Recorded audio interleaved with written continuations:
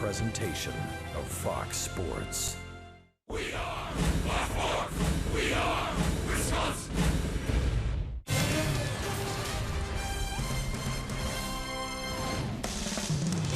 What a beautiful night in Chicago, Illinois tonight. The road trip continues, the third and final leg of this long road trip, and the Brewers are stepping into the Hornets' nest tonight. Wrigley Field, Chicago, on a night the Cubs have a chance to clinch the National League Central, and it would be the first time since 2008.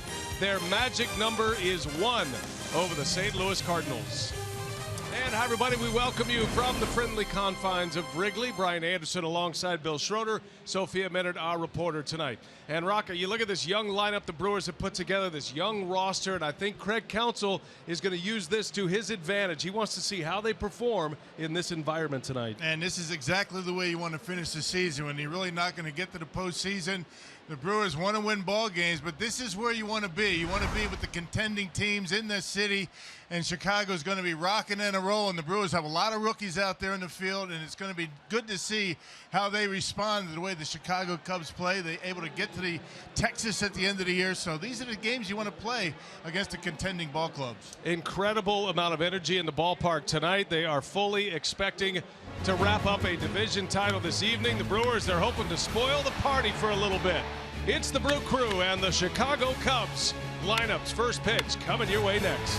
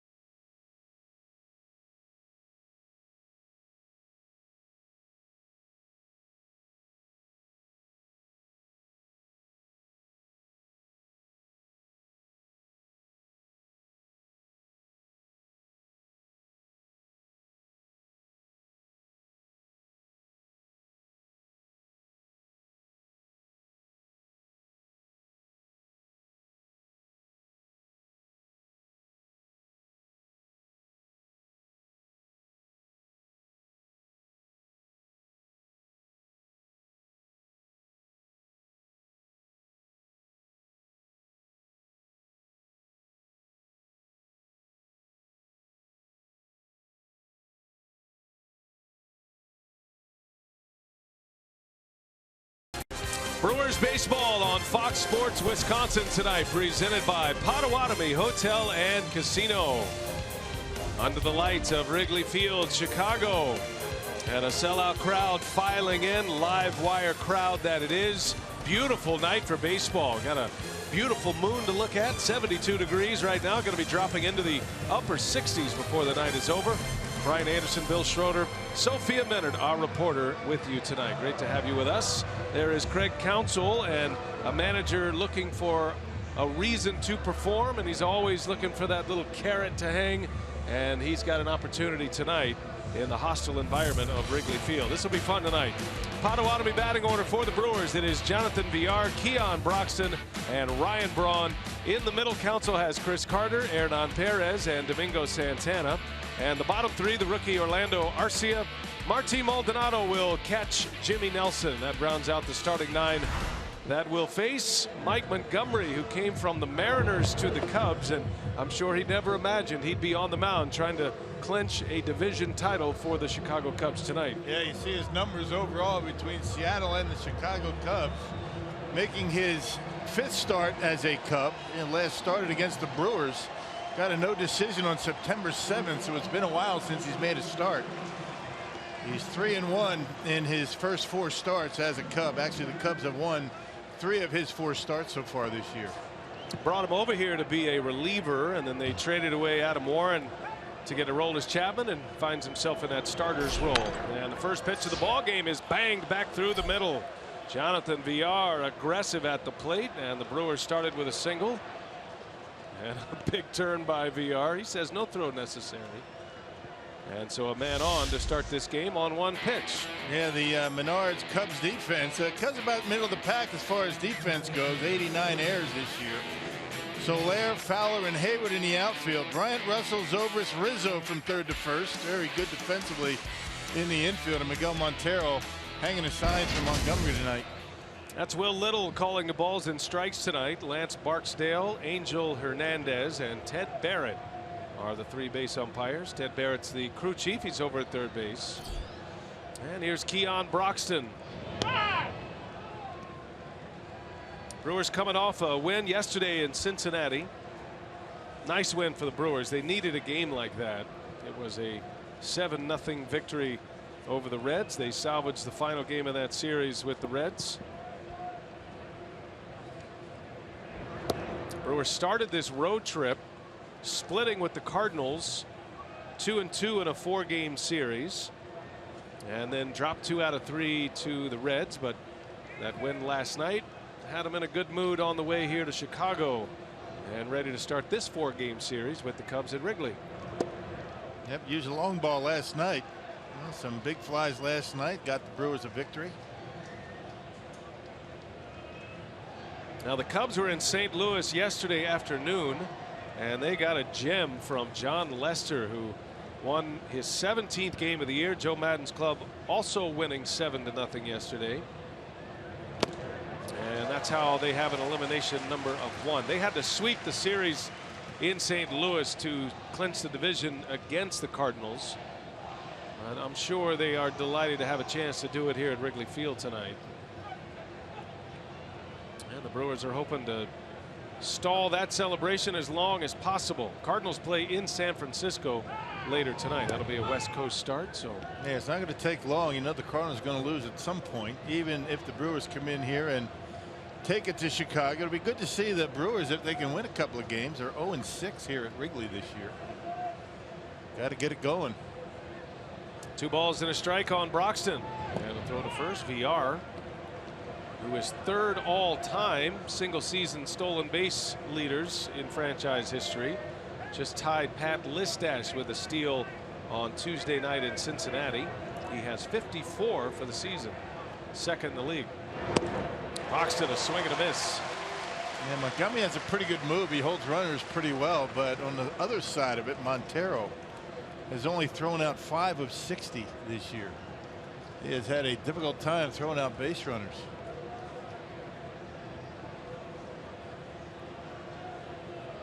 Mike Montgomery,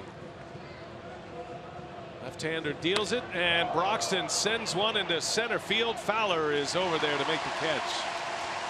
Hit it hard, did Broxton. There is a slight breeze blowing in from right center, so it's not a due easterly breeze, more like a southeasterly wind, Rock, and that might have helped that one stay up. Yeah, he hit that one hard. It was a fastball, pretty straight right down the middle. And Broxton hit it hard, but Fowler covers a lot of ground out there in center field. Well, judging by that reaction, it must mean Ryan Braun is coming up. He's probably the one player that gets booed the loudest here at Wrigley Field. And he has done his fair share of damage to the Cubs throughout his career. And Braun's always had great success here as well. That one's on the ground, chance for 2. And just like that, Montgomery is out of the inning. And listen to this crowd already. They are ready to roar tonight at Wrigley Field.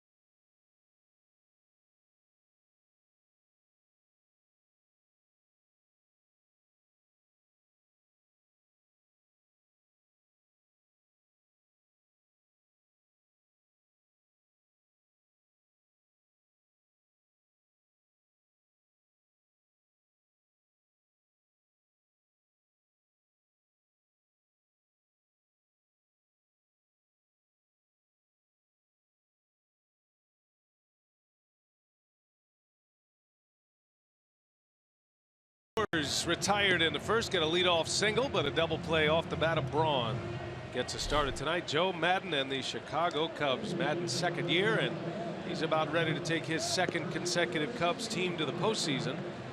Entered as the wild card last year, and they're going to win the division this season. Potawatomi lineup for Joe Maddon tonight for the Cubs. Dexter Fowler, Chris Bryant, Anthony Rizzo at the top. It goes Zobrist, Russell, and Soler in the middle. Hayward, Montero, and Montgomery round out the starting 9 against Jimmy Nelson. And here's a guy that could step into an environment like this and really set himself up for next year. I think there are a lot of eyes on Jimmy Nelson Yeah, tonight. you want to be his top of the line rotation guy. You got to be able to perform in situations like this. A lot of excitement here at the ballpark. Got to just separate yourself from that. Looking for his first win ever against the Cubs. He's 0-6 in 9 starts. Dexter Fowler leads off for Chicago. Terrific leadoff man for the Cubs. He comes in with an on-base percentage of .387. One thing you think about with Fowler and all the accolades that he has received. Now, this is a player who made the All-Star team, was voted in as a starter this year. But then you look at his numbers compared to Jonathan Villar's numbers as a leadoff batter. Villar's actually had a better offensive season than Fowler. Yeah, no kidding. I mean, certainly the stolen bases and the full body of work, and the fact that Villar not only has played short, third, now he's playing second base. Very versatile. Villar hitting .290, Fowler at .273. Fowler with 12 home runs. Jonathan has hit 16, and the RBIs for Villar are +12. Pretty good pitch right there. And it's 3 balls and a strike on Fowler. Fowler will take a lot of pitches.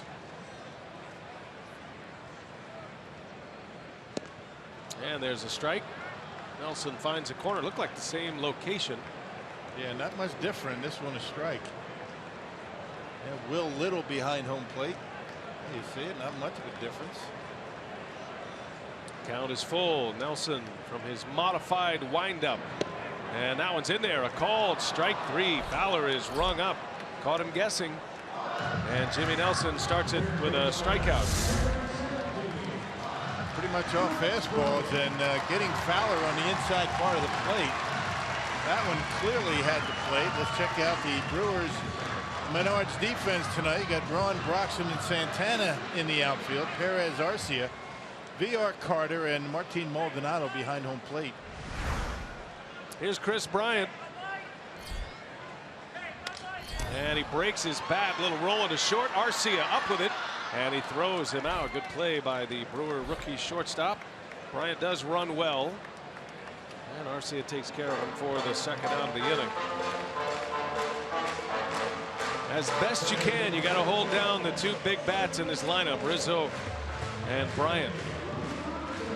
Bryant's comfortable in that 2 spot in the lineup. He's got a chance to win the home run title in the National League this year. And Rizzo may be the most important player on this Cubs roster, and he is certainly an MVP candidate. I think Bryant probably tips favorable in the MVP race right now, but you ask Joe Madden, and he'll tell you that Anthony Rizzo is the spine of this ball club. And when you add what he does defensively, I mean, that certainly is not lost with the Chicago Cubs.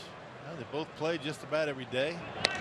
Rizzo lines one into right field, a base hit. He is deadly with no strikes in the count, and he jumps on the first pitch against Nelson, and a single to right. Well, you figure Daniel Murphy of the Nationals is in this picture, Nolan Arenado of the Rockies, but these two, most feel, I certainly do, the MVP is going to belong to one of these two at season's end, and could even see a co-MVP this year. I was going to say, how do you pick between the two of them? I mean, one without the other is, I don't think either one of them are going to be as good because they both complement each other extremely well. One right-handed, one left-handed, and Bryant gets good pitches because Rizzo's behind him, and Rizzo has the RBIs because Bryant's always on base. They are their own brand combined, known as Brizzo. So Rizzo is aboard. Here is Ben Zobrist now. 2 away. Nelson trying to keep this crowd as quiet as possible for as long as possible tonight. Even if the Brewers win tonight, the Cubs could still win the division tonight. They just have to have a middle of the night party to do so if the Cardinals lost in San Francisco. That is a huge series, by the way. Never mind the division. That's a wild card race. And the Giants, the Cardinals, and the Mets, it's basically those 3 teams for the 2 wild card spots. So that is a major 4-game series to keep an eye on tonight with St. Louis on the road in San Francisco. And no reason to think that that's not going to be going right down to the wire until the end of the season. Not a whole lot of room between the 3 teams. And you could probably say the same thing about that American League race as well. There's a bouncing ball ranging over VR, throws to second for the out. Good play by VR. And the Cubs are done in the first. We're off and running at Wrigley. Night game.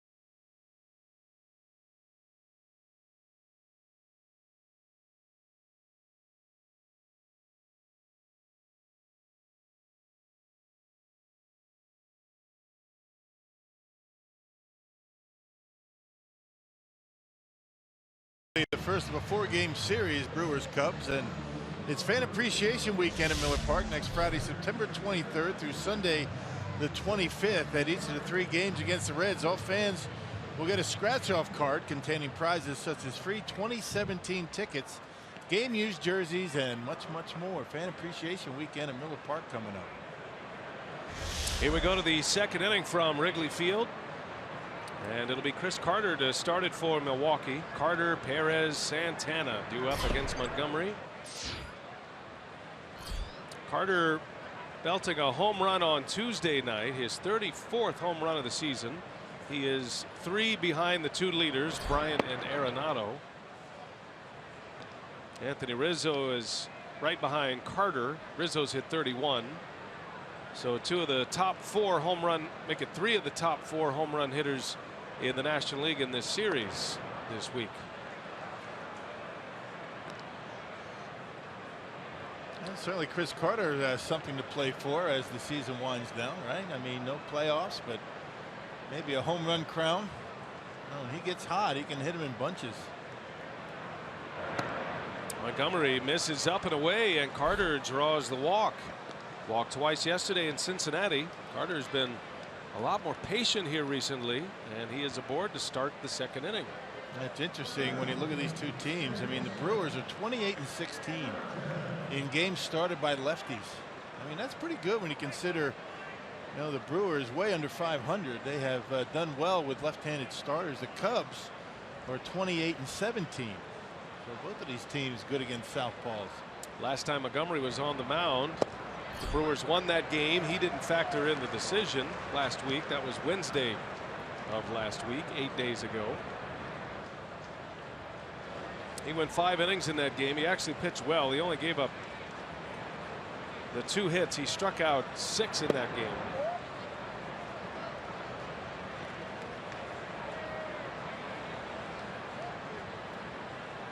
Throws a lot of fastballs. I mean, you know, 93 to 95 with the fastball, pretty straight. He's got a slider. He's got a changeup. He's thrown a lot of fastballs so far tonight. Hernan Perez, a wave and a miss. That's that slider right there, that back foot slider to a right-hander. No left-handed hitters in the lineup tonight for Craig Counsell. All lefties, or I should say all righties.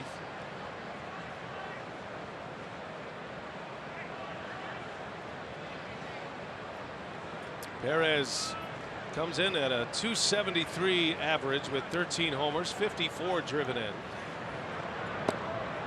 And he takes a called strike 3. Backwards K, 1 away in the second inning as we check in with Sophia.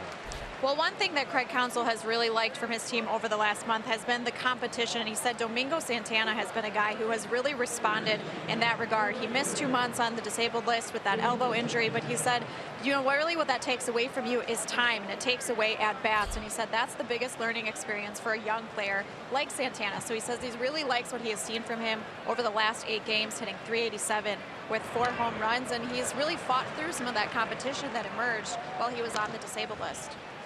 And it just gives you a sense that you know, how much offense the Brewers were without, you know, with Santana on the disabled list. Of course, you could say, you know, Neuenhuis stepped it up. Perez out in right field did pretty well, but that's a big bat to be without in your lineup. Had a 3-run home run last night to put the game away in Cincinnati. Yeah, that made it 7-0 last night. Since coming back from the disabled list, 21 games he has played since his return. He's hitting .304. He's got, as Sophia mentioned, the 4 homers and 11 RBIs. And there's a wave and a miss. So Montgomery comes back after the leadoff walk. Back-to-back strikeouts. And his first 2 Ks of the game put that one right by him. Yeah, got that Perez on a curveball. This is a changeup right here. And you can see Santana pulls off of it, over the top of it. So back-to-back punch-outs for Montgomery. Cubs have been operating in this 6-man rotation. They will only need 4 starters in the postseason. As Arcia on the first pitch, a fly ball, shallow center field. Fowler runs it down. And the inning is over. Brewers get a leadoff walk, strand him at first base. We go to the bottom of the second.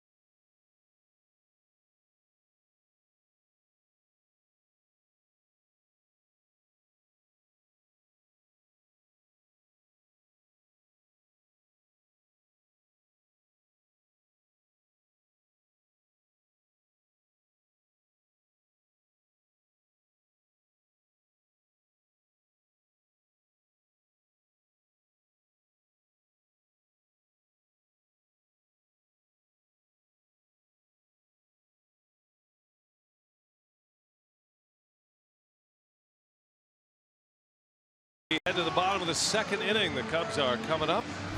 Their all-star shortstop Addison Russell will lead off. Cubs are dominant at home this year. They're dominant in most categories, but their home record and their record against the Central Division jumps off the page at you. You see the 51 wins, and you notice that all 5 of these teams who have handled their business at home are all in postseason position. Certainly the Cubs and the Rangers and the Indians are all well out in front in their respective divisions. Well, they say that you know, you win 2 out of 3 at home and play 500 on the road. It's a pretty good shot that you're going to make the postseason. Russell skies this one in the infield. Jimmy got a fastball by him, and Perez, he lost it.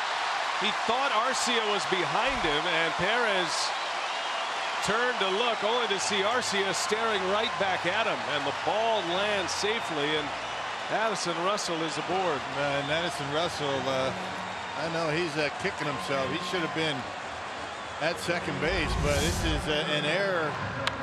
You know, you just can't make. You just can't make plays like this against teams like the Cubs. They can't do this against anybody. But I'm not sure. That looked like Arcia was calling it off. I'm not sure what Perez was looking at. He turns around and looks at Arcia, and ball drops.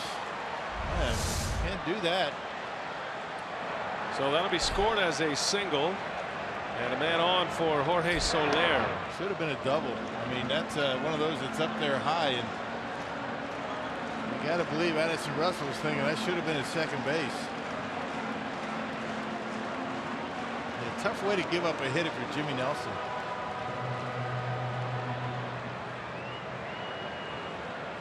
Let's see how Nelson reacts. Brewers have not played well defensively in the last few days. They had a really rough series in Cincinnati. They did clean it up yesterday.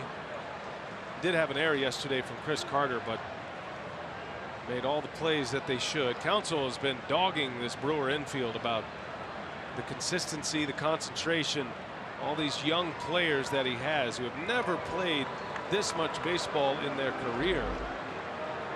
And he's done a few things to try and keep him fresh. There's times during the night game they don't take batting practice on the field. They're trying to save their energy, and these guys have a lot to play for the rest of the way. Nelson deals it to Soler, and that one is way back.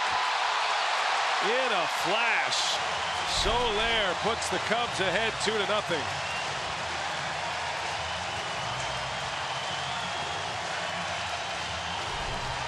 You just can't hit a ball any harder than that.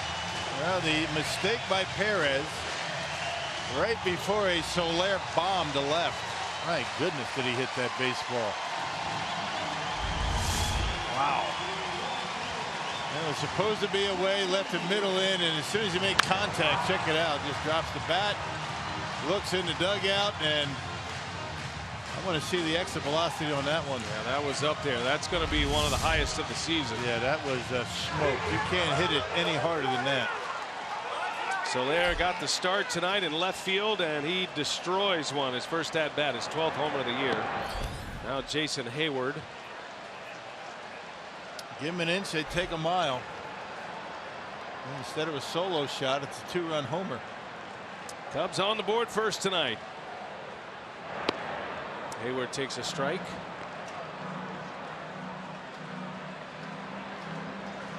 Cubs are seeking their first division title since 2008.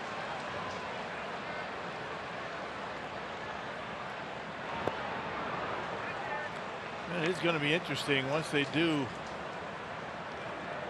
get the division title, how Joe Madden is able to navigate his way through the final 2+ weeks of the season with the division and probably home field advantage already sealed. On the ground, Arcia ranges over, and he'll take care of Hayward for out number 1. Haven't been this big of a lead in a long time in baseball, right? Sealing up a division in mid-September. It's got its own set of challenges. Well, Joe Madden, he hasn't said as much, but you can almost predict who his 4 pitchers are going to be going into the postseason. You figure Jason Hamill is going to be dropped into a bullpen role. Kyle Hendricks might have a chance to win a Cy Young Award this year. He's the ERA leader. And you know Lackey's going to be there. John Lester and Jake Arrieta. And that's about as good of a foursome as you could put together going into the postseason. Yeah, Jason Hamm with a drag on the starting rotation at a 3.60 ERA. That's right. That's how good these guys have been. Miguel Montero at the plate for the Cubs. One of 3 catchers that Madden carries. He's got David Ross, who catches Lester, Montero, and the young catcher Wilson Contreras, who is their catcher of the future.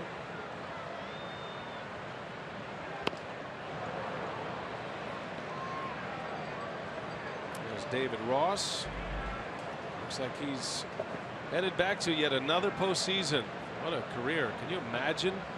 In his final season, here's a guy who was with the Red Sox for a World Series and has a chance to go to the playoffs with the Cubs. And if the Cubs could win the World Series, David Ross, he'll never have to buy another meal in Boston or Chicago the rest of his life.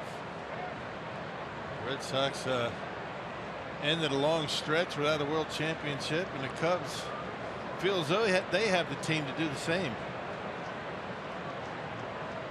One man out. Nelson deals to Montero, and it's high for a ball. 2-2 the count on the Cubs catcher. Yeah, Jimmy's had some pretty good velocity on his fastball tonight. He's already thrown one at 96 miles an hour.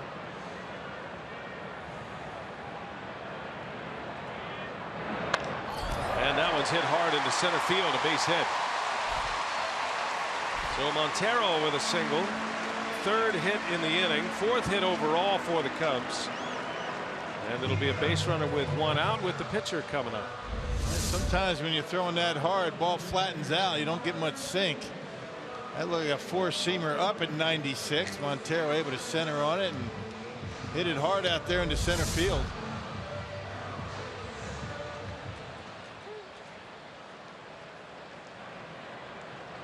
So it'll be Montgomery now. See if he's up there to bunt. Not bunting, swings away, and he cuts right through it. Montgomery with 2 scoreless innings on the mound. Gave up a leadoff single to VR, got a double play off the bat of Braun to end the inning, and then a leadoff walk to Carter in the top of this inning. Retired the next 3, had a couple of strikeouts. Bunts right through. A Jimmy Nelson fastball, and the count is 0-2 on Montgomery.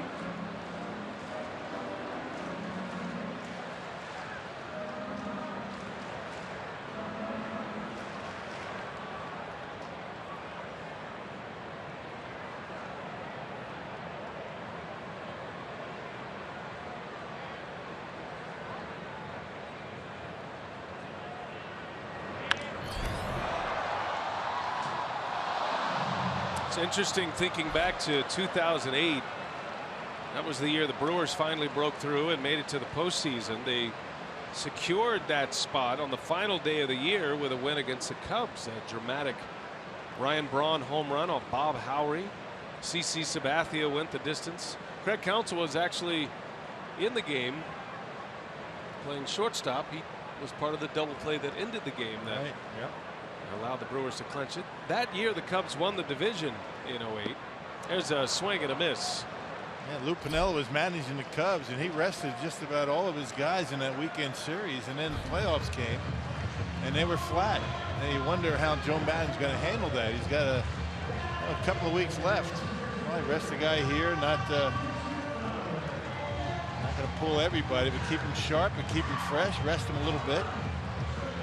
That year in 08, that was the year Joe Madden was managing the Tampa Bay Rays. They would go on to make it to the World Series. They played the Phillies in the World Series that year. But in 08, the Cubs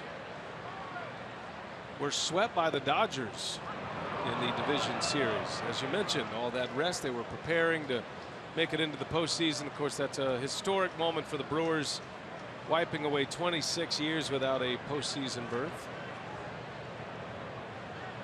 And that was the last time the Cubs appeared in the postseason until last season. They finished 3rd in the division last year. People forget about that. Yeah. The Cardinals won the division. Pirates finished second. They hosted the wild card game. And Jake Arrieta went into that wild card game and blitzed Pittsburgh. And then Chicago would take down the division winner Cardinals in the LDS last season before they would finally lose, getting swept in the NLCS by the Mets. There's a swing and a miss. Fowler strikes out, and the side is retired, but damage done. A misplay to start it, and then a 2-run homer by Soler.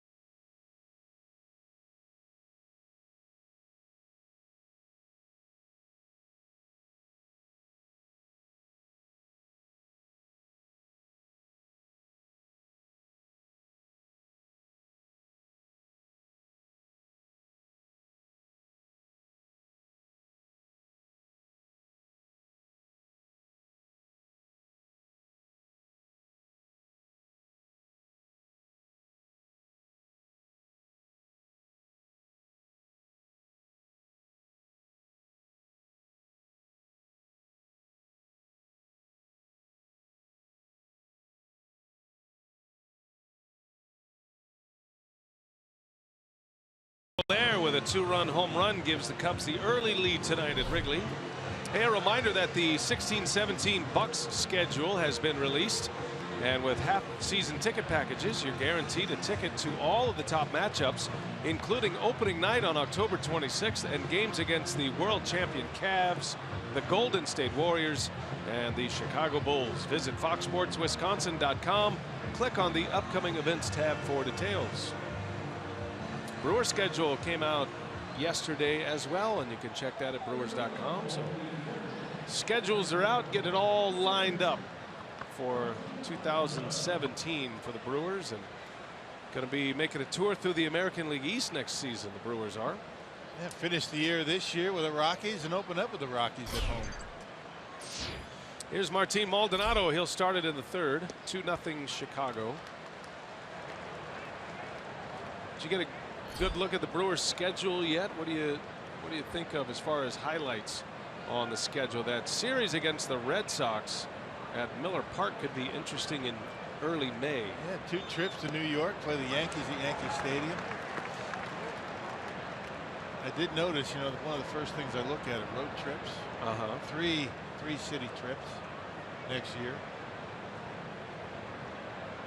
A trip to New York to play the Yankees right before the All-Star break. Little half swing, and Maldonado able to check his swing, according to first base umpire Lance Barksdale. And he does have a good breaking pitch, and Maldonado, as you can see, able to hold up. Maybe the facial expression convinced umpire Barksdale that he checked his swing. 1-2 the count. Brewers going to see the Baltimore Orioles at Miller Park in July. It's always good to see teams you haven't seen a whole lot. Maybe J.J. Hardy will be coming back to Miller Park. Orioles are right there in the postseason picture. And that's going to be a swing, and Maldonado is down this time around. Maldonado strikes out to start the third inning. Opening day, April 3rd against Colorado at Miller Park, and the interleague schedule at the AL East, and then that home and home against the Minnesota Twins. And interesting to note for next year, Monday and Tuesday night games will start at 6:40 p.m. So we had a few 6:20 starts this year, and it worked well. So they'll bump it back 20 minutes and That'll get you a chance to get home a little earlier, right? You get the kids to the ball game during school. Don't have to stay out so late. And Colorado coming in for the first home series of the year, and then the Cubs come to Miller Park. First homestand. Will they be the World Series champion Cubs when they come to Miller Park? They are certainly dealing with the burden of expectation now. They started as the favorite to win the division. And what they've done this year and the players they've acquired this year has put them in that elite company as far as rosters go. One of the great rosters, regular season roster makeup that you could possibly string together right now. Yeah. Stars, veteran experience, postseason experience, young, marketable talent, bullpen, starting pitching. Yeah, the great manager. Yeah, the fact that they picked up Aroldis Chapman, I think, just put him over the top. But you never know what can happen in the postseason. I think anything short of a World Series championship is going to be a bitter disappointment here on the north side. And that's a heavy burden to bear, as you're talking about. I mean, that's tough. I mean, if people expect you to win the World Series, and nothing short of that is going to be considered to be a successful season, that's a lot of pressure you have to shoulder. Yeah, the last time they won the World Series, 1908, the curse of the Billy Goat. 45 was their last World Series, and so they carry that burden. Joe Madden downplays that as much as possible. He likes to have fun with the reporters on that, but hoping his players don't feel those expectations. He's the perfect guy to deal with those kind of questions. I think the way he handles that clubhouse, I think he's going to be able to do the best he can to try and keep these guys relaxed. He does it his way, that's for sure. VR takes one low, able to check his swing, and it's 2-2 now on Jonathan. Montgomery with back-to-back strikeouts in this third inning. He has 4 already. VR with a base hit single in the first. Only hit of the game thus far against Montgomery.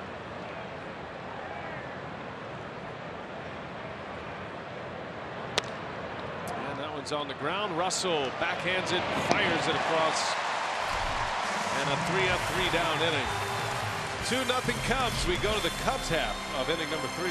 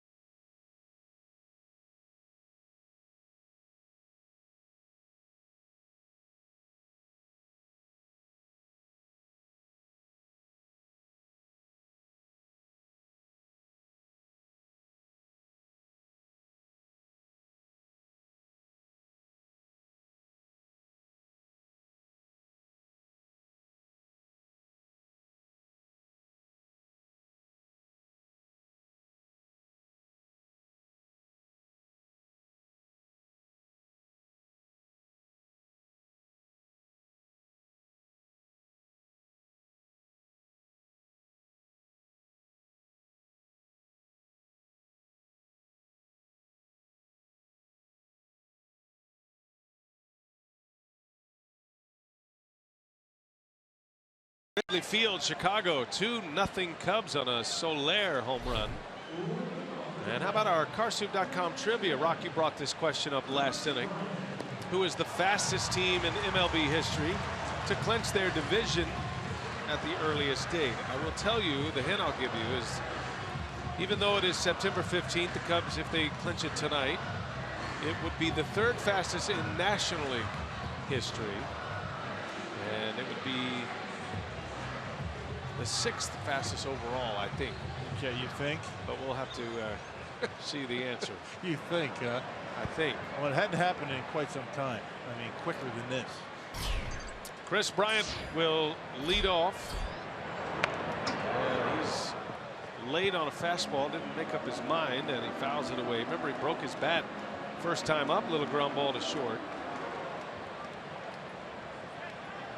Cubs scored last inning. There was a routine pop-up in the infield that Perez and Arcia had a miscommunication moment, and the ball landed without any player touching the baseball. Ended up as a hit, an infield hit.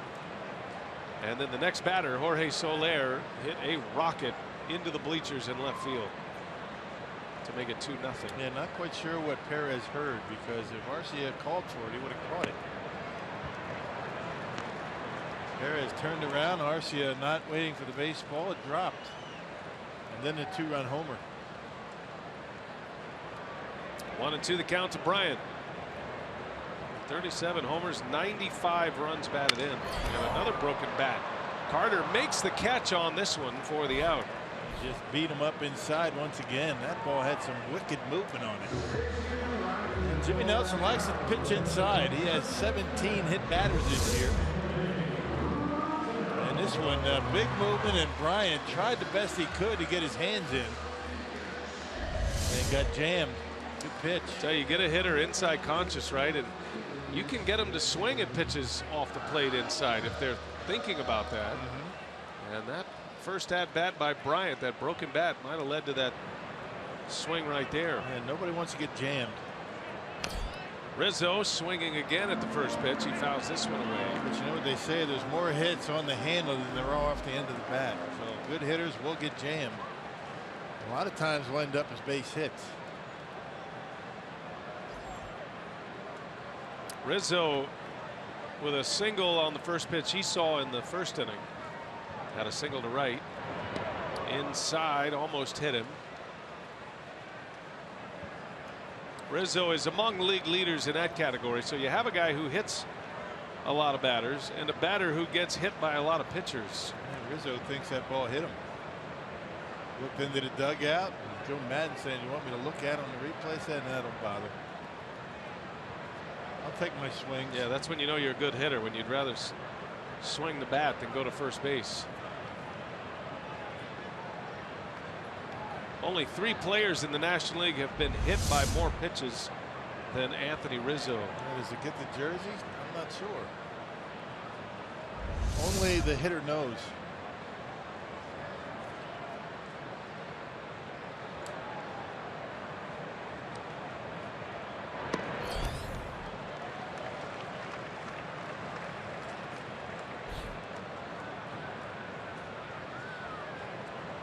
Rizzo checks in tonight. 4th in the league in homers, 3rd in RBIs. And that one just missed. Tried to backdoor that slider, just missed off the plate. Pretty good pitch, number 4. And now Nelson will have to deal with Rizzo in a hitter's count. And he missed. Rizzo walks. Second time he's been on tonight. 1 out base runner against Nelson. Hey, mark your calendars for the Get Back game on Sunday, September 25th against the Reds. You can get tickets in exchange for a $10 donation to one of 4 Milwaukee area charities. Go to Brewers.com/giveback to learn more.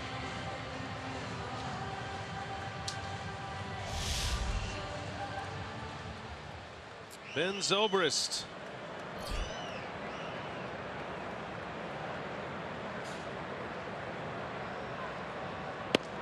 It's got to be a cool experience for Zobrist each and every game. I know you're not into the walk-up music. That's not a big deal, but his walk-up music is his wife. His wife is a recording artist. Oh, nice. Juliana. Yeah. And so every night he gets to stride to the plate and hear his wife sing.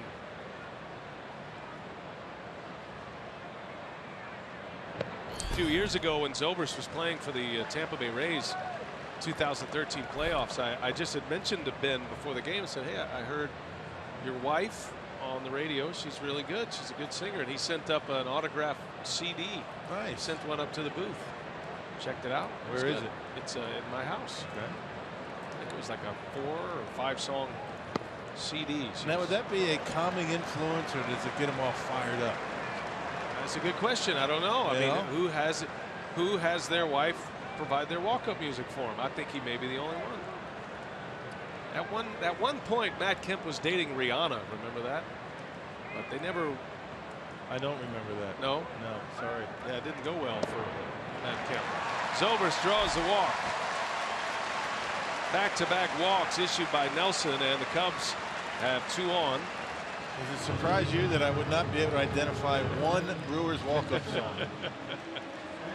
I wouldn't really either. I just noticed just now that I've heard that song before, and then I remembered that Ben's wife is a recording artist. Yeah, because between pitches, we got promos, we got a lot of stuff going on. A lot going on. I don't get a chance to hear that. Now, the closer songs, maybe you can get a sense for those. Hell's Bells. Right. Trevor Hoffman, always one of my favorites. Mariano Rivera had Metallica's Enter Sandman. That was cool. I do think Trevor Hoffman's entrance music was the greatest. No doubt. As soon as that bell went off, that gong, he'd come running in. Oh man, give you goosebumps. Addison Russell with 2 on and 1 away. Nelson needing a ground ball double play to get out of this inning. When Jimmy's right, he will get a lot of ground balls. He's got that power sinker.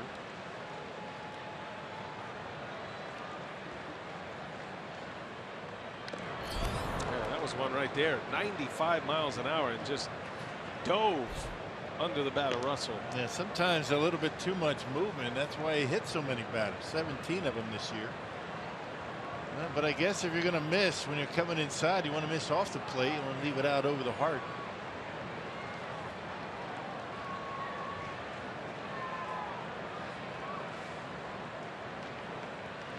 One ball, 1 strike, and that's inside.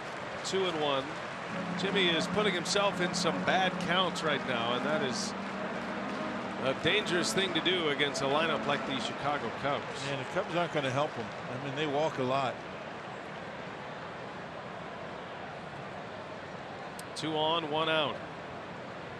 2-0 Cubs on a Jorge Soler home run last inning.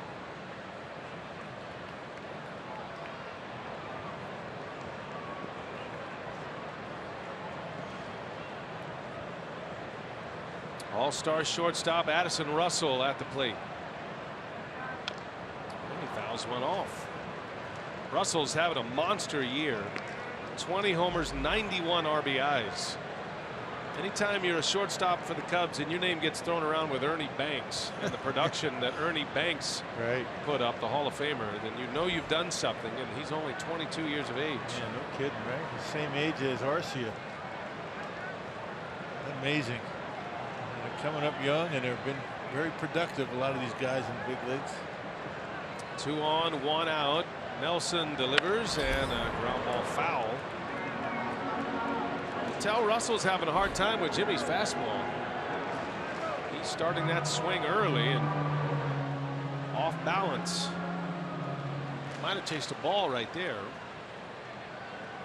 It's hard to really figure out where that sinker, where it's going to end up. I mean, it looks like a pretty good pitch to hit.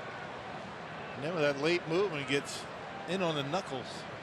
See what he has in mind for him here. The 2-2 pitch and a ground ball, foul again. He is just bearing down on Addison Russell at the plate. Yeah, watch where this pitch starts out. It looks like a pretty good pitch to hit, and all of a sudden there it goes right in on his hands.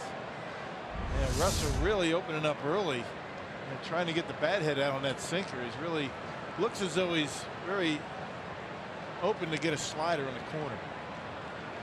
Once you get these guys thinking inside, you go outside, you might get them.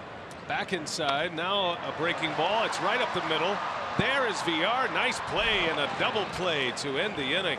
The shift was on. The Brewers were set up perfectly, And Russell bounces into a 4-3 double play. PR looks pretty nice over there at second base recently.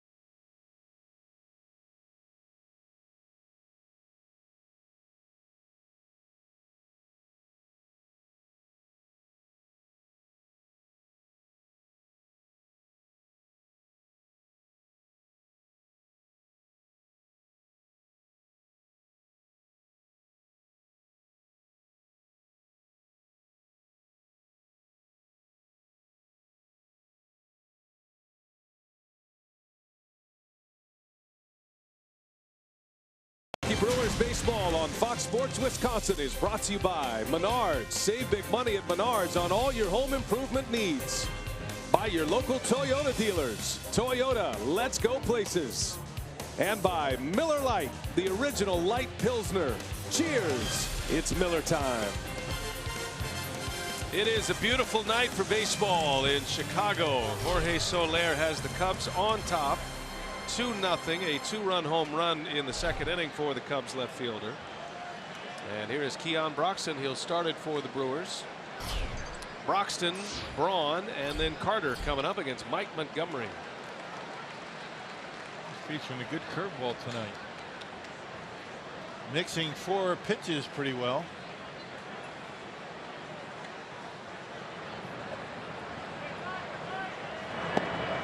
Montgomery combined this year, his numbers with the Mariners numbers included, 4 wins, 5 losses, a .275 earned run average, pitching mostly out of the bullpen with Seattle, and has been used as a 6th starter for the Cubs here recently. Joe Maddon's going to shift all that up once he does clinch the division. The Cubs have already clinched a postseason berth, so he'll start to line up his starting pitchers once that happens. Good problem to have. And then I'm sure Montgomery goes right back into the bullpen, and they're going to have pretty good battles in their bullpen. Not an easy bullpen to crack right now. You got some good arms down there.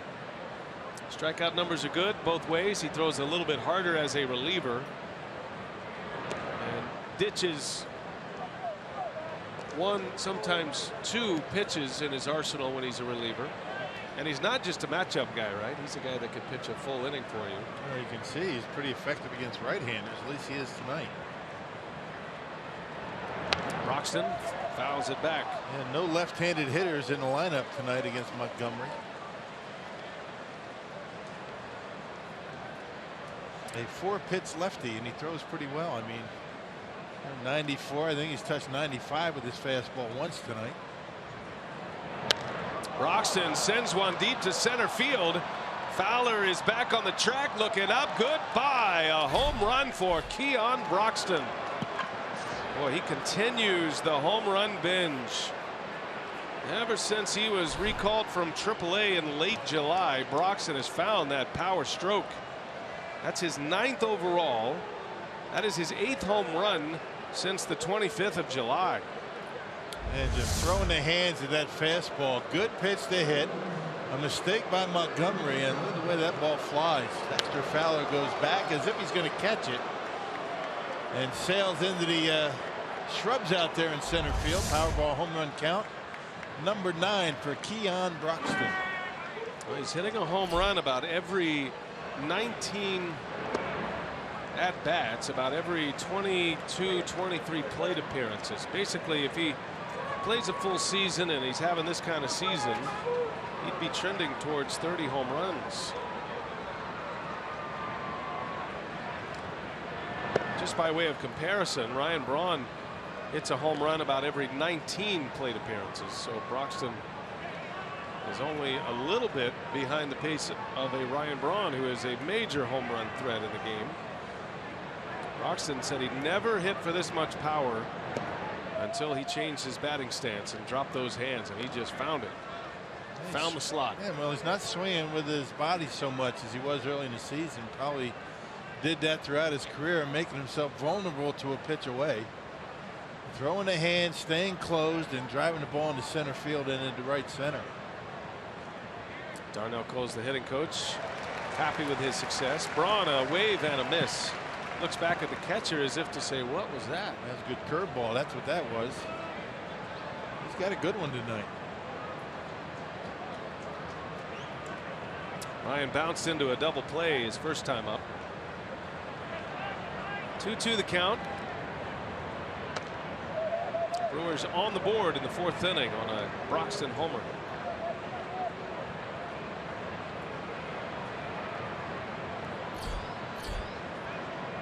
Feels like the ball's going to carry well left center down to the left field pole. Everything else is going to be knocked down a little bit by the wind. The home run by Broxton was right into the teeth of it. Braun had a good cut, fouls it away. Yeah, that was a line drive into center field. Doesn't feel very autumnish here at Wrigley Field. It feels pretty, kind of midsummer. I mean, it's not ridiculously hot, and not humid, but it's kind of warm down on the field today.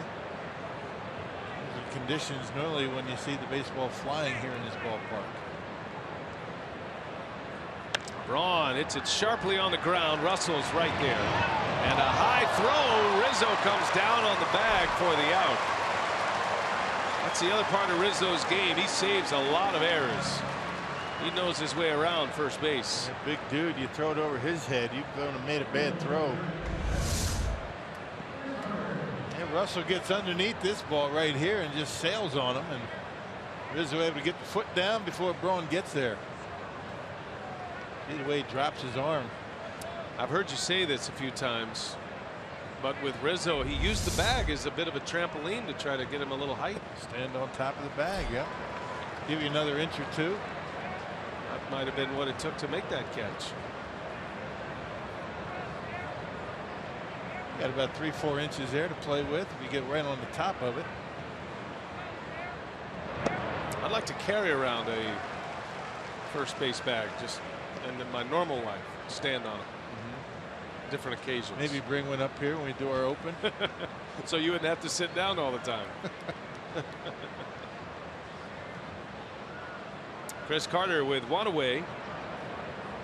0-2 the count, and Carter takes a called strike 3. Montgomery wasting no time with the Brewers slugger. And that is strikeout number 5 for Montgomery. Yeah, realizing that he has a good curveball going tonight. I mean, he's really thrown a lot of good ones. There's one right there that gets the heart of the play. It looked like it was going to be outside if you're Chris Carter. It just had a big break on it.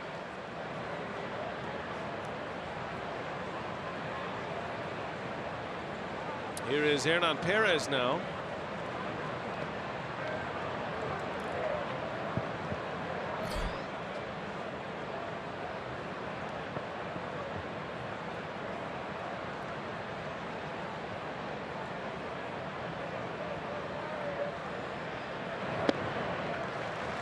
Hernan last week had a career week, twice set career highs with 4 hits in a game. He did it in the span of 3 games.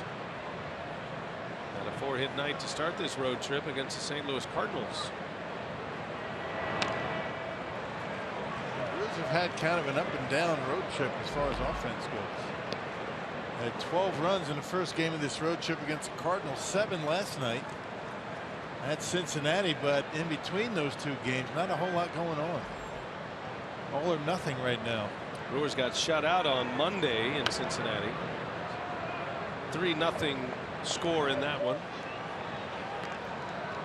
Overall on this road trip, Perez has 7 hits, had 4 of those in the one game. He's hitting .318 on the trip. He's driven in 3 runs. He was a strikeout victim in the 2nd inning. And Montgomery's got him in a 1-2 count. Way outside.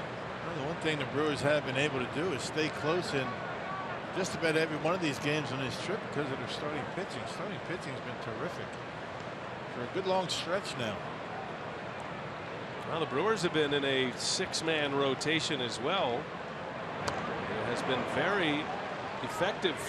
Matter of fact, the Brewers starters have posted a major league best .273 earned run average in the last 23 games. It goes back to that August 22nd date. 23 games in the 6-man rotation. Brewers have the best ERA. The Cubs have the 2nd best earned run average. That's the kind of company the Brewers are keeping. That ball's hit well into left field, but hooking, and it'll hook into the seats. A foul ball. The pitching story for Craig Counsell has been to his liking. You got the Cubs and the Dodgers, 2 postseason bound ball clubs, 2 division winning potential ball clubs. And then there are the Brewers. Yeah. Perez in the hole. Russell backhands, long throw, and it's off the glove of Rizzo. And Perez will reach. Another kind of shaky throw by Addison Russell. Well, Rizzo doing the best he can. He did the splits. He tried to reach it right off the end of the glove. That's going to be an error on Addison Russell. So 2 bad throws in this inning. And once again, Rizzo using the bag to his benefit. See where his foot is on the outfield side of the bag. Making that stretch a little bit longer to get that baseball. Just can't come up with it. Not a very good throw. E6 on Russell will extend the inning, and now it'll be Domingo Santana. Brewers have the tying run at first here in the 4th. See, those bags are 15 inches square. So if you have your foot on the infield side of that bag, I mean, that's a 1.5 foot that you're losing in a stretch. So Rizzo doing it well that time.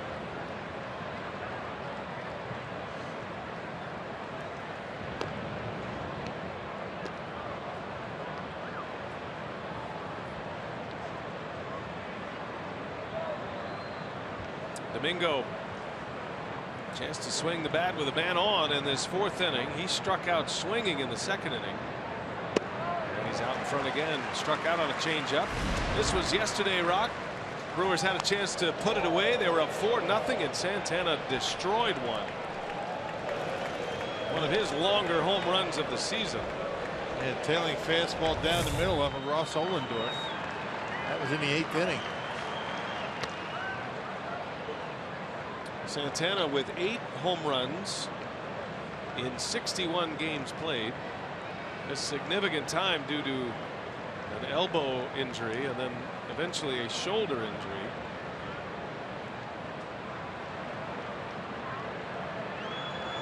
Brewers scored on a home run by Broxton to start this inning. Now a man on. Perez takes off. Down the line it goes. It is a fair ball. Hernan was on the move, and he'll hold at 3rd base. Santana's on his way to 2nd. Risky move right there going to 2nd. If Rizzo's able to grab that baseball, Santana is an easy out at 2nd base. Well, that one just inside that right field line, and Hayward played it beautifully off the wall down there in right. A nice piece of hitting by Santana on a fastball away. Perfect carrying over to Hayward. Check this out. If Rizzo was able to get it, Santana's out at 2nd base. Well, Santana into 2nd. Runners at 2nd and 3rd with 2 away. That error has opened the inning up now. And here is Arcia, the Brewers shortstop. Takes the first pitch down and in. Starting to see Arcia get a lot of breaking balls, a lot of off-speed pitches on the first pitch. They've been doing just about everything to Arcia up there at the plate. Away, inside, trying to go up the ladder on him, and he has been chasing from time to time. Now the curveball from Montgomery.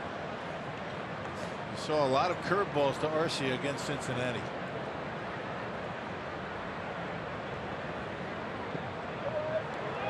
I was down on the field for batting practice today watching Arcia, and he was hitting home runs halfway to 3/4 of the way up the bleachers in left field. He's a little guy. He's a skinny guy, and the only thing I can think of, the only time I'd seen anything like that where you're not expecting that kind of power was when Ichiro used to take BP. Yeah. And Ichiro, you'd look at him and go, well, there's no way he can hit with this much power. Then he'd go into batting practice. He would launch. It looks good, but I'm not sure Darnell Coles wants that from Arcia right now in batting practice. As a matter of fact, as he hit 3 or 4 out there, Darnell Coles looked at me and gave me a little smirk. That's a liner. That's fair. Down into the corner it goes. 2 runs are going to score. Arcia on his way to second with a 2 RBI double. And just like that, the Brewers have the lead at Wrigley. A couple of unearned runs come around to score, and now Montgomery finds himself behind. Good job of hitting. Good adjustment by Orlando Arcia. Tried to come inside on him, left it out over the plate, and he gets on top of it, rips it down the line. And the Brewers pick up a couple of 2-out runs. Well, the air really opened the door here. These are unearned runs coming in.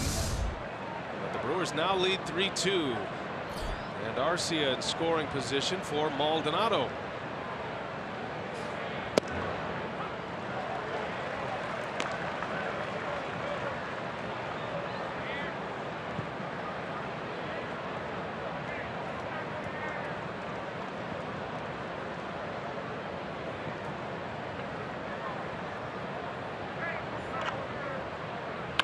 Maldonado to third. Bryant will gobble it up. And he's got it. Maldonado is out, but the Brewers scored 3 in the 4th, and it starts with a Keon Broxton missile into the shrubbery in center field. And then after the error, the door is open. Arcia drives in 2 with a base hit double. 3-2 Milwaukee as we go to the bottom of the 4th.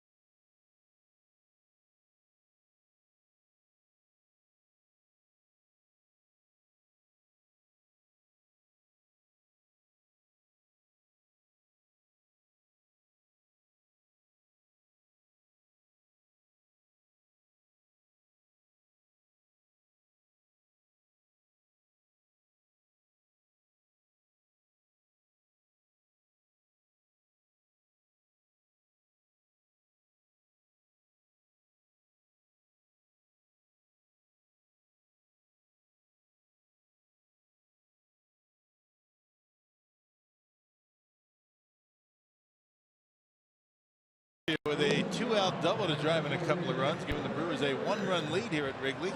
Hey, keep up with the crew wherever you are with MLB.com at-bat, the official app of the Brewers, featuring live broadcasts, scoring updates, breaking news, and more. Download at-bat today, free for your smartphone or tablet, or both.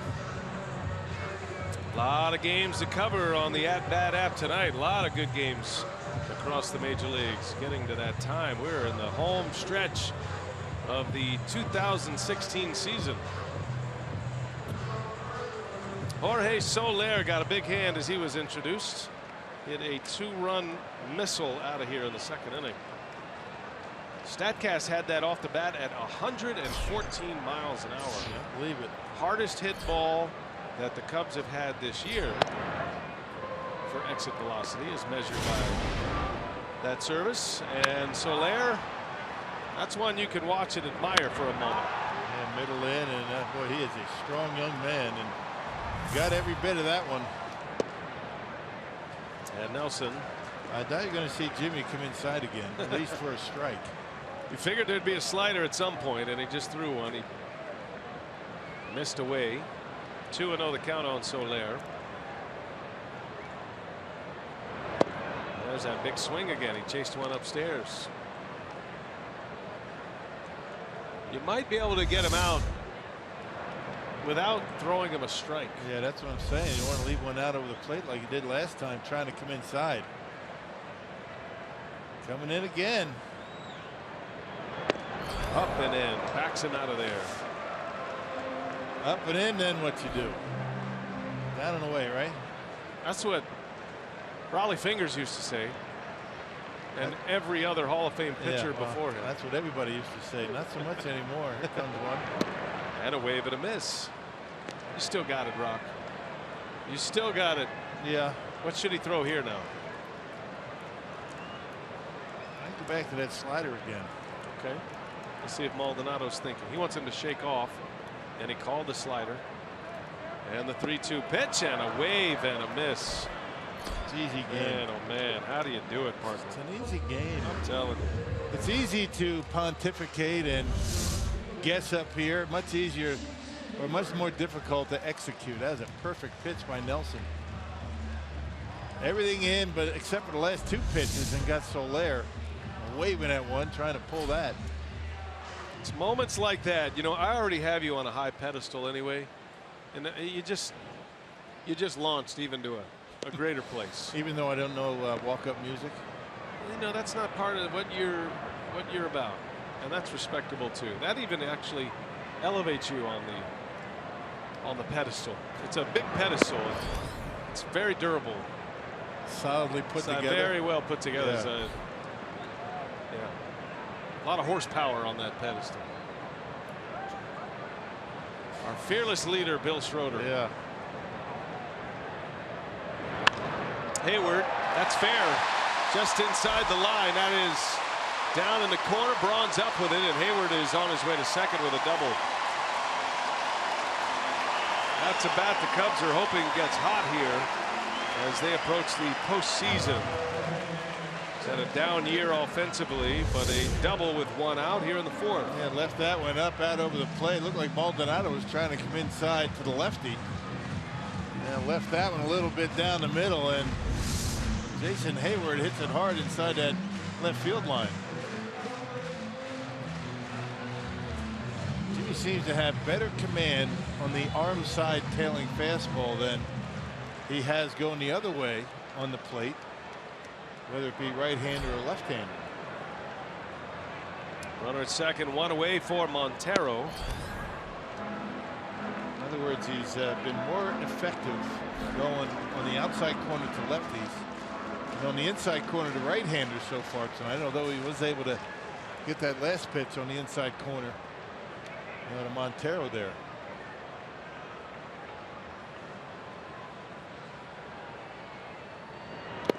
There's a wave and a miss by Montero, a slider from Nelson. It's a different game when he finds that pitch. He's one of the few starters that can throw a slider and a curveball effectively. Throwing many curveballs as of late. I'm not talking about tonight. I'm talking about the last handful of starts. High fastball misses. It's been a fastball slider for Jimmy for the most part. Curveball, big pitch for him last year. Threw it pretty well early in the season, but he's pretty much put it in his back pocket as of late.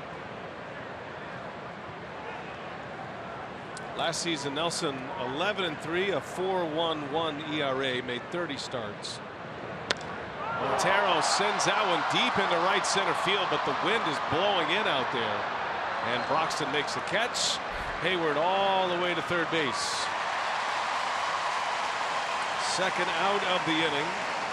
And Hayward to third with the pitcher coming up. And we check in with Sophia. She's got more on the pitching staff.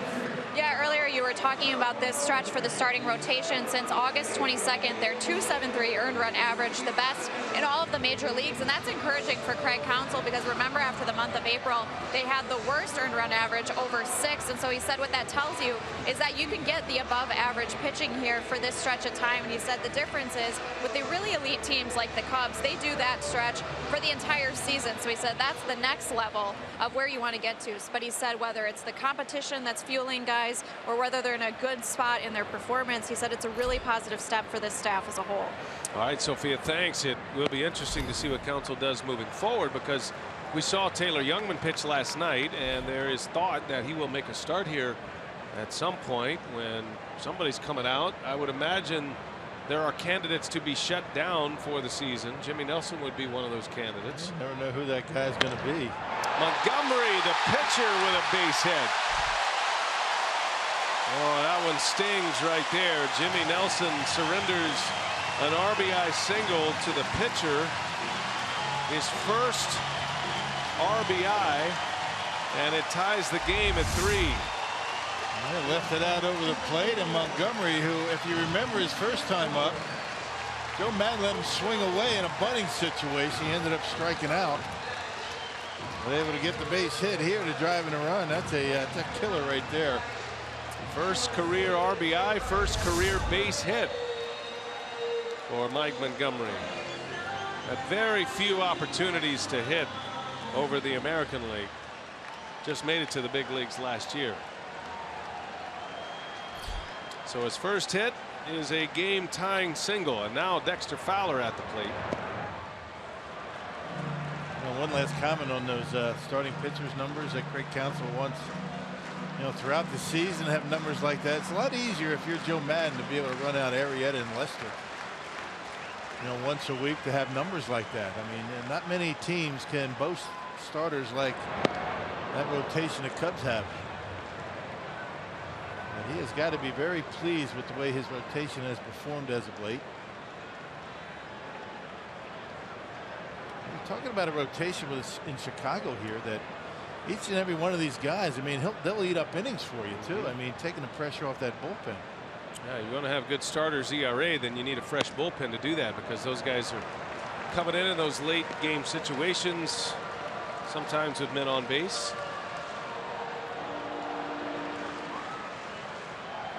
Basically, for Craig Counsell, with Junior Guerra and Zach Davies, these are not names that you expected to rise to the top of the rotation. There's a bouncing ball, going to be a tough play here, and it's through, a base hit.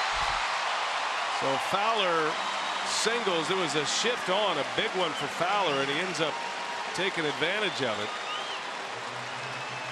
And now the trouble begins. You can't let the bottom of this batting order do any damage, particularly the pitcher with 2 outs. And now you got Brian Rizzo coming up. You see how far into the outfield VR is. I'm not sure. Maybe if he gets to it, he might have a play at second. Right under his glove. He got a long way to go. And I know folks at home ask a lot when we see him at Miller Park and around, well, why play your second baseman that far in the hole? And if you notice, the pitch wasn't executed well. That was a hanging slider. The reason they're playing over there, if Nelson throws a good slider, it's going to go down and in. Yeah, you set your defense based on good pitches, not bad pitches.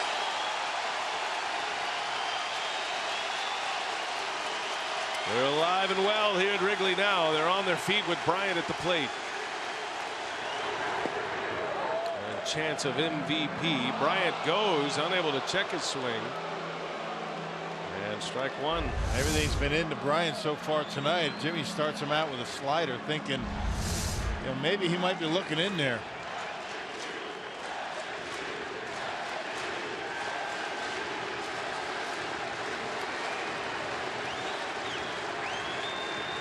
Two outs in the inning. Bryant swings and misses. Nelson's had his number tonight. 2 broken bats his first 2 trips to the plate. Big movement on that fastball with something on it.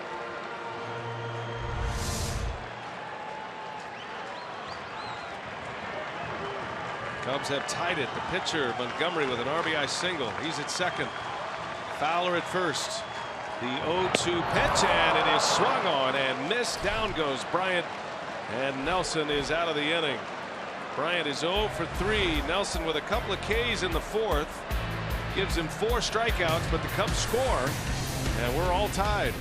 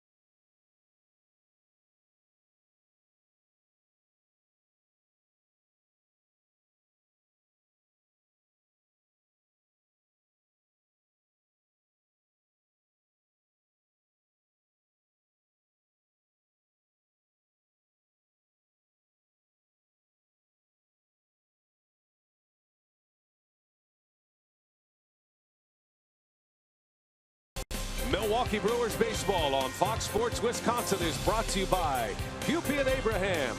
1-800-800-5678. Hupy and Abraham. Tell them you mean business. All tied at 3 now as we head to the Milwaukee half of the 5th. And the pitcher, Mike Montgomery, with his first career base hit, drives in a run to tie the game at 3. And he's back on the mound. He'll face his mound opponent, Jimmy Nelson, to start it. And then to the top of the order for the Brewers, VR, then Broxton. Brewers had a 3-run inning last inning, brought 7 men to the plate in the 3-run fourth. Only one of those runs was earned against Montgomery. There was a costly error by Addison Russell. Would have been the final out, but the Brewers got back-to-back hits after that error, including a 2-run double by Arcia. Yeah, 12th error of the year for Russell. Not too bad for a shortstop that plays every day. Normally very sure-handed and very accurate with the throwing arm. A couple of bad throws in that 4th inning.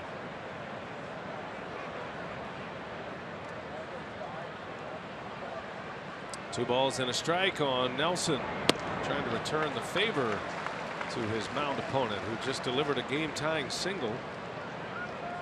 Cubs got 2 in the second on a Soler 2-run homer. And then Montgomery drove in that 3rd run last inning. That one is in there for a call, strike 3. And Montgomery has another strikeout. That is number 6 for the left-hander.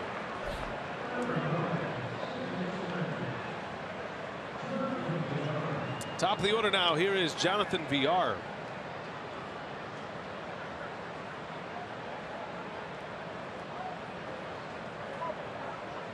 He has singled tonight. He's 1 for 2.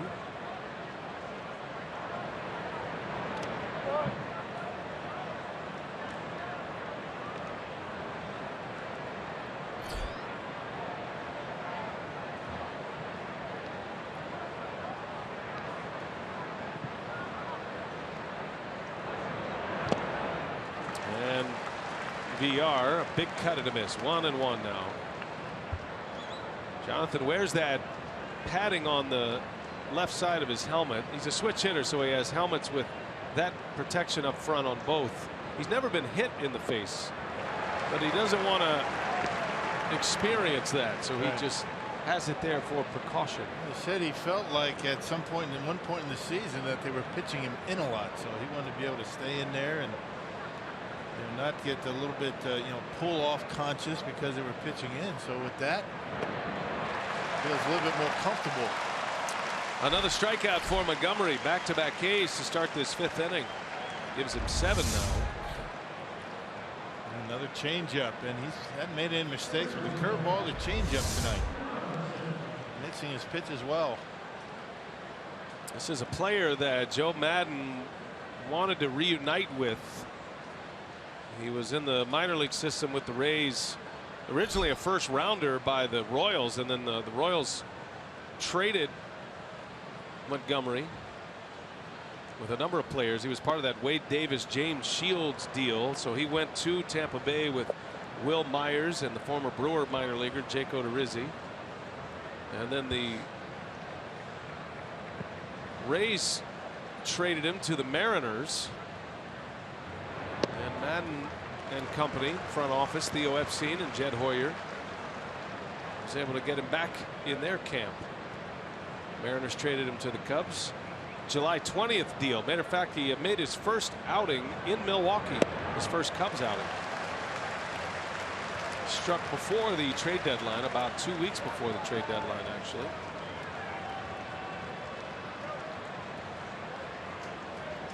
He's got Broxton in the hole, 1-2. Keon homered his last time up, and he asked for it and is granted timeout. And notice he hasn't thrown him anything in the middle in part of the plate. That's the location he hit the home run. Everything away, off speed, change ups. There's that curveball that missed. A good take by Broxton.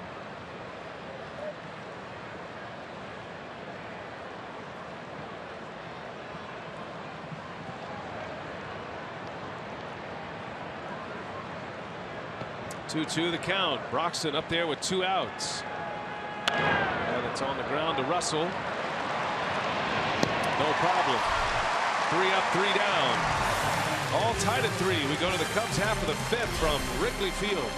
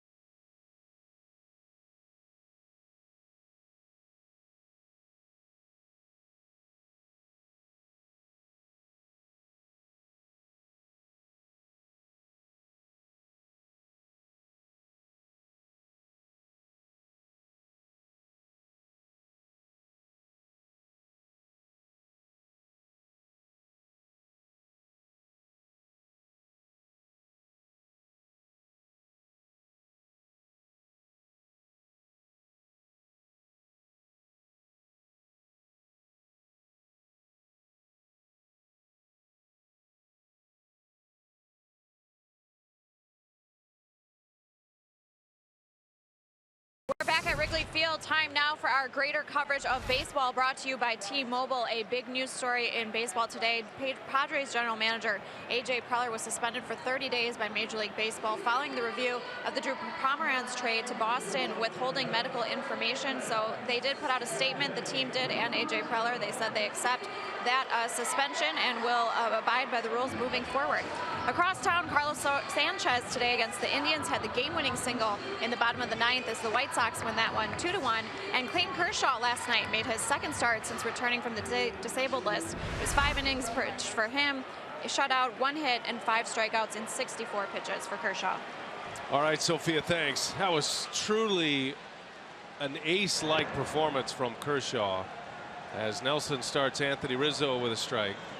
And one day you'll look at that date, September 14th, and you'll see a Kershaw start, and it'll say 5 shutout innings, 64 pitches, I think it was, and you'll think, well, it was good, nothing special. Yeah. You realize there were 2 long rain delays So, but in the second rain delay, he went and basically threw a simulated inning to try to keep his pitch count up and to stay loose. He simulated how long a long inning would be during this rain delay if the Dodgers were at the plate. And then he went out and threw what would be a normal inning. And then he sat again, and he was able to come back. Yeah, amazing. After a long rain delay, he's had a herniated disc this year. And that's kind of risky to do that, you know, when you're coming back from injury like that. And how important is Kershaw? I mean, this is, you know, you don't have to answer the question. Everybody knows how important is he, you know, to get ready right before the playoffs start. And incidentally, the Dodgers did a pretty good job without him while he was on the shelf. No question. There's Rizzo with a swing and a miss, and down he goes on strikes. A breaking ball from Nelson, and he punches out Rizzo for the first out. He started to come up. He started to throw that pitch pretty well. I mean, all of a sudden, last inning, he started to get a good feel for that, and strikes out Rizzo down and in with that slider.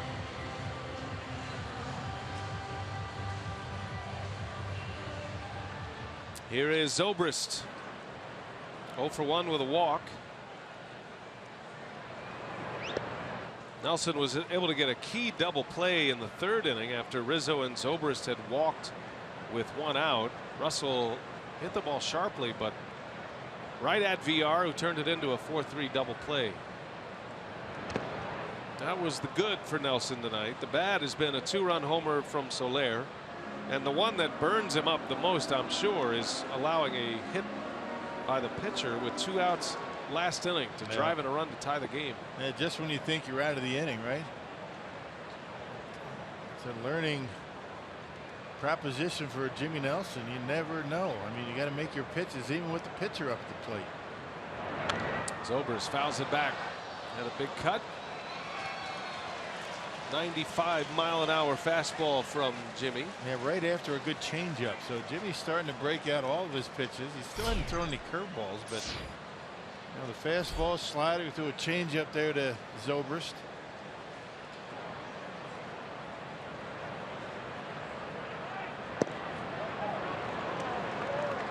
Zobrist is among league leaders in walks. He's 5th right now in the National League with 87. Paul Goldschmidt leads the league in walks with 105. Bryce Harper's up there as well.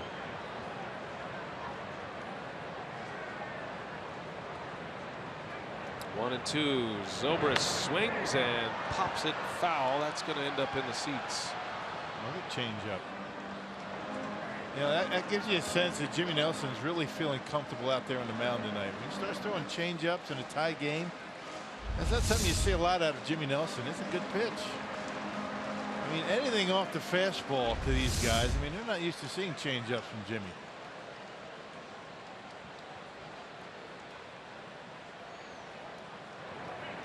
One and two, the count. Zobrist pulls one on the ground. VR's right there for it, and there is out number 2. Hey, a reminder that every weekday morning, Skip Bayless and Shannon Sharp go head-to-head. Undisputed is the name of the show. Weekdays 8:30 a.m. Central, only on FS1. I saw a little bit of that today at the hotel. Lots of hot takes. Hot takes everywhere. Pretty good show. What was your hottest take of the day, Rock? The fact that you changed the breakfast location was what I would say. That surprised me a little bit. The hot take of the day. That's what I feel like is your hot take. Yeah, well, I found a new walking route today down the river walk down off of Wacker.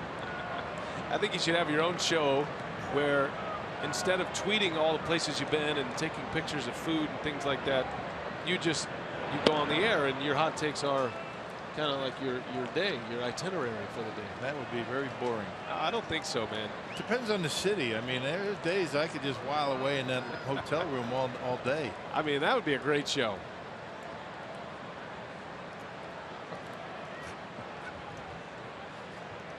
The master of the road, Bill Schroeder.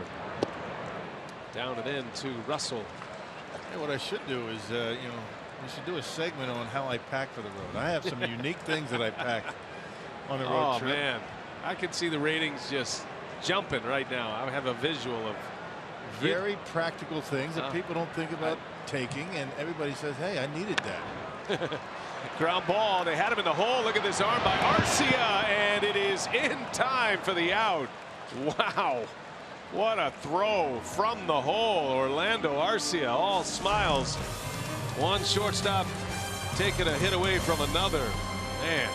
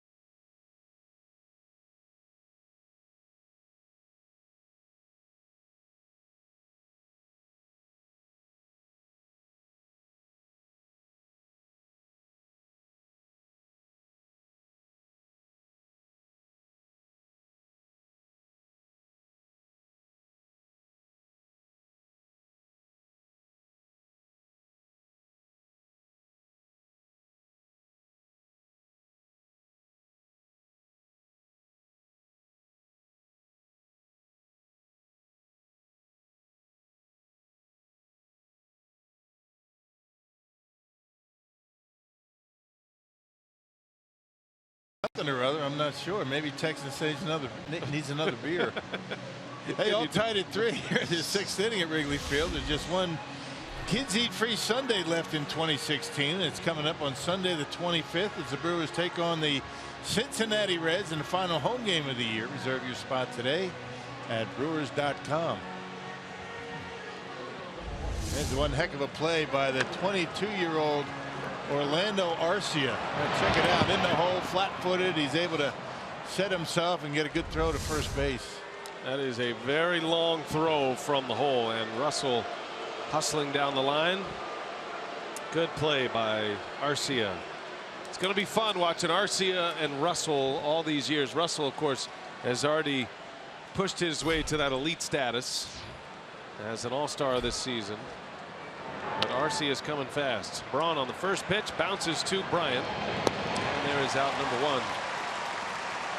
Good game so far, 3-3 ball game. Montgomery drove in a run to tie it in the 4th inning, had a 2-out RBI hit, his first career base hit in the big leagues. Justin Grimm is in the Chicago bullpen. A couple of miscues by both teams have cost their teams runs in this game. A shortstop error from Russell opened the door for the Brewers in the 4th. Carter on the first pitch. Another one to Bryant. 2 pitches, 2 outs for Montgomery. That's one of those spots where if you're Hernan Perez, who's due up now, you just say thanks a lot. Yeah, now I got to take a couple. At least 1 strike. 2 pitches, 2 outs. Both Braun and Carter swinging away at the first offering. And Perez is in the unenviable position to sit there and watch. You got to give your pitcher a little time. And he would have loved to be able to attack that pitch. Right down the middle, as if Montgomery knew he was going to take it. I'm sure he did, right? He did. It was crosshairs right down the middle. Tried to change up there.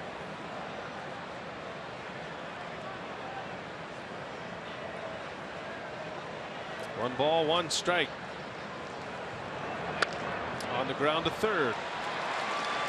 And this will be a 4-pitch inning. All 3 ground balls to third base.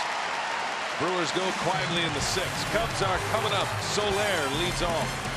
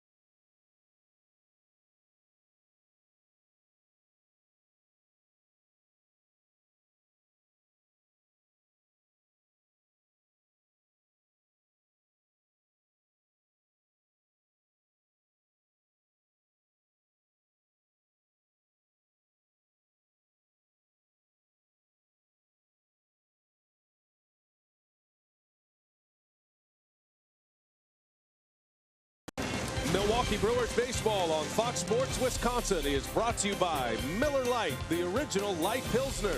Cheers. It's Miller time. Busy night downtown Chicago and a busy night here on the north side, just a few miles from downtown. We are in Wrigleyville, and Wrigley Field. The Chicago Cubs have a magic number, an elimination number of 1. A win tonight, they secure a division title on September 15th. That's an early clinch. A Cardinal loss tonight. Even if the Brewers beat the Cubs tonight, if St. Louis loses in San Francisco, they will also clinch. So it is inevitable, but the Brewers would like to delay the party. Soler on the first pitch, a high fly ball, and this is going to stay playable for Broxton. Boy, that was way up there. Almost hit the roof up there, Rock. Yep, and it was a first pitch breaking pitch to Soler. And we've been talking about Jimmy Nelson getting more comfortable as the innings have gone on. That was a curveball that time. And Soler a little bit off the end. He hit it well, but got under it. There's no roof up there, by the way. Open. Good thing. Open air venue. That's it. It'd be open anyway. Beautiful night here. It is. Here's Hayward. He slapped one to left field, a double his last time up.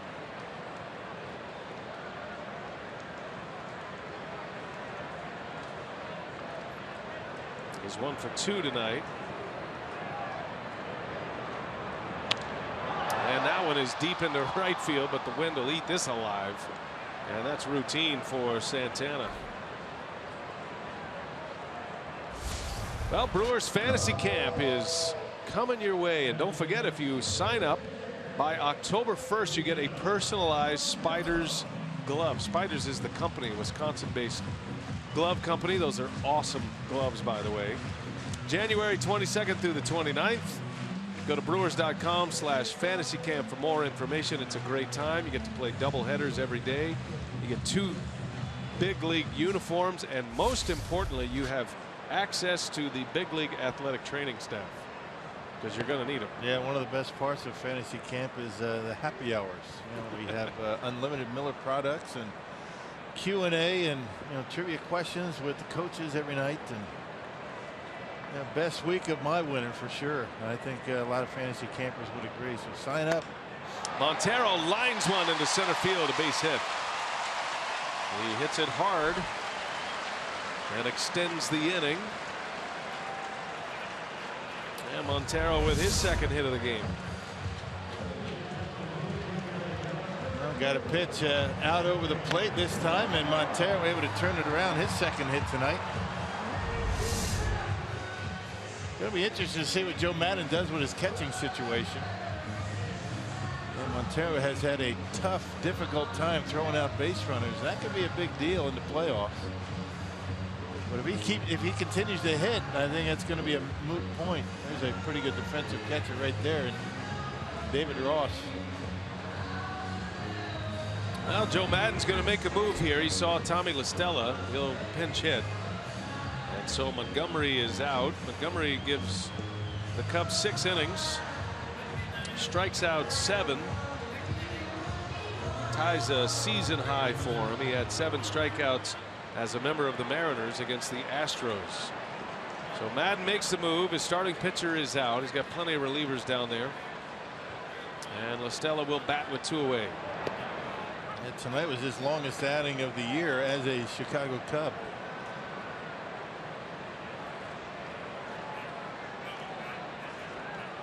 Montgomery only threw 85 pitches. He finishes by retiring the last 7 Brewers after that 2 RBI double by Arcia. There's a wave and a miss. La Stella down in the count 0-2.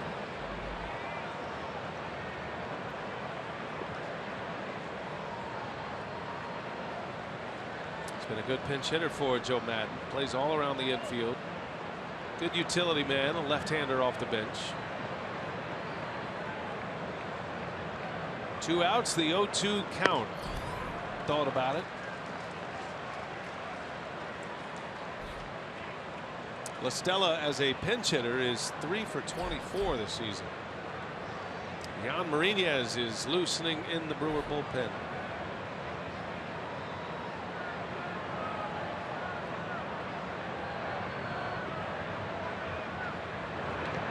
Bounces it in. Wow, Maldonado just smothers throwing those. his body in front of that one.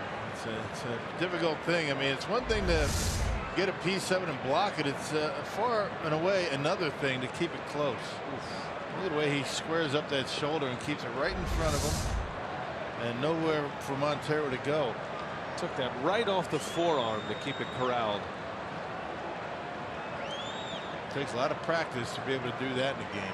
Takes a lot of want to, doesn't it? Yeah, it as does. well. Just gotta want to be great at that. get your nose in there. 2-2 pitch. Stella spoils it foul. Nelson's pitch count at 99. He's coming up at the end here. The Brewers aren't going to push any of their starters at this point in the season. Not that they have all year, but figure Nelson will have this hitter. If he can get out of it, that'll be his last inning. Council might give him one more if Fowler comes up. We'll see. Stella keeps hanging in there. Maldonado caught that off the netting right in front of the helmet of La Stella. That would have hit him in the head.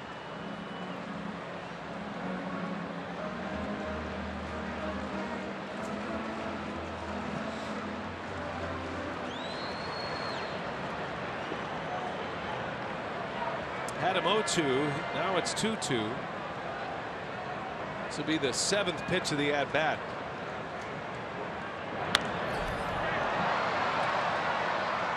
We'll see at least 8. Yeah, just hanging in there, just kind of loosening up in that box and just trying to put the ball in play.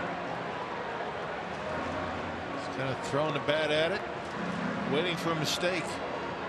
He's had some pretty good pitches to hit in this at bat. Hasn't been able to center on one.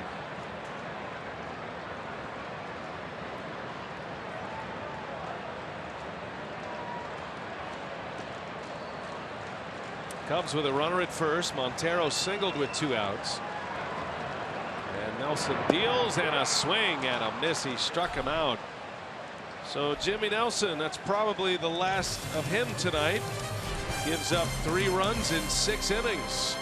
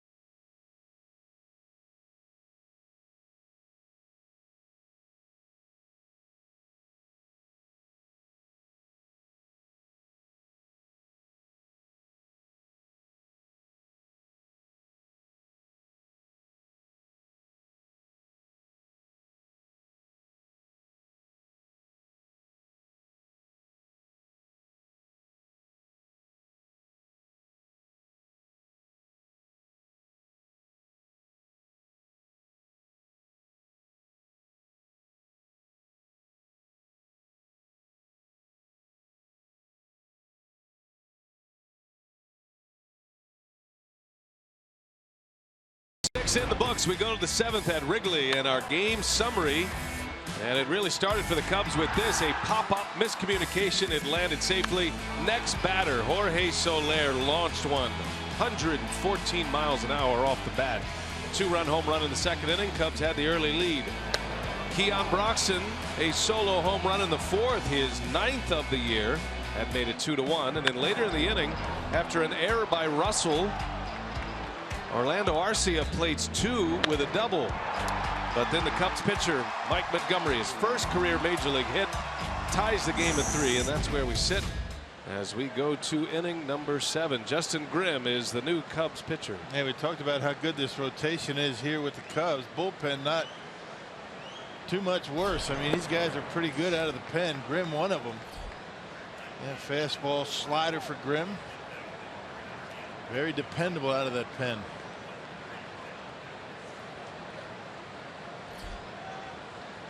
Domingo Santana had a single down the right field line. That one sliced into the gap right center. That's going to get down and go into the ivy. And Santana is into second with a double. Well, he is really swinging the bat well right now.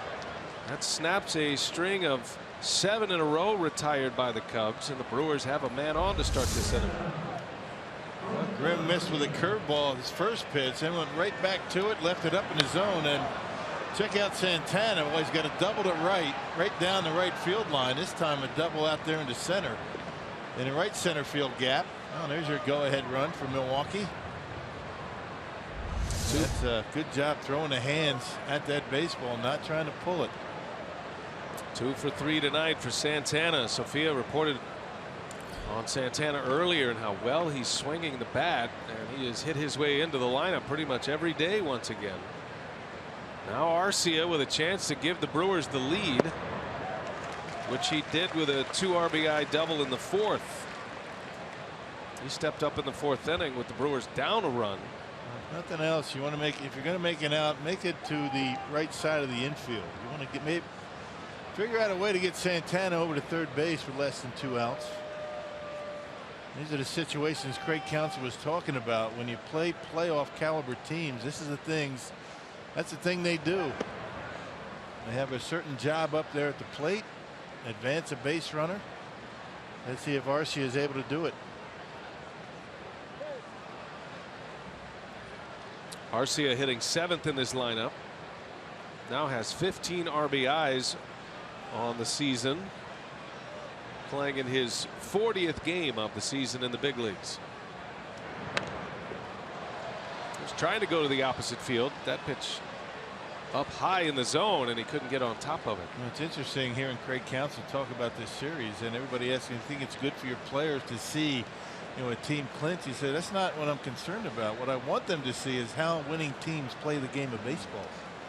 And that's what we're talking about here with Arcia. Advance a base runner if you make an out.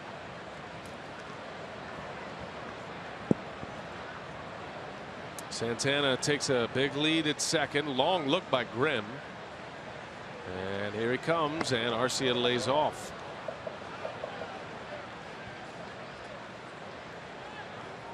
Somebody asked Craig Counsell yesterday in Cincinnati, well, do you think your players will want to hang around winning if the Cubs clinch the division? Will they hang around to watch the celebration?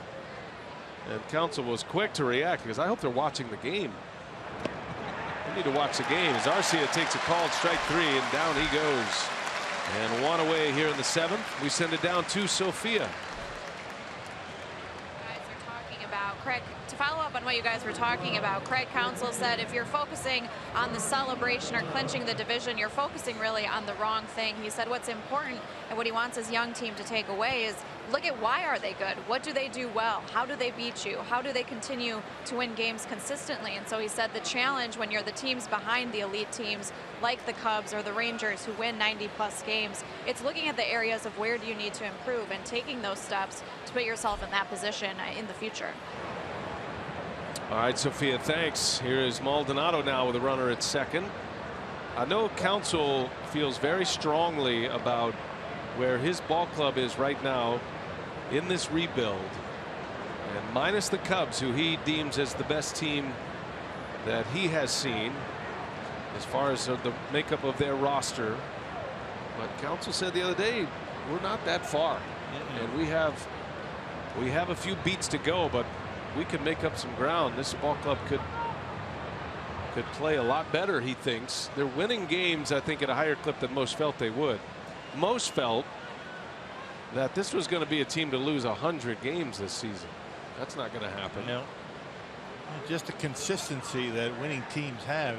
Each and every day they're able to get the job done, do the little things to win. And those are the things that the Brewers need to clean up, whether it be running the bases, whether it be making contact in key situations, and playing good defense. I mean, those are the things that winning teams normally do, although the Cubs strike out a lot. But they do a lot of things very well. And one thing you got to remember about the Cubs, they had 5 straight seasons of last place finishes and did lose 100 games in that stretch. The Brewers are hoping this rebuild doesn't take that long.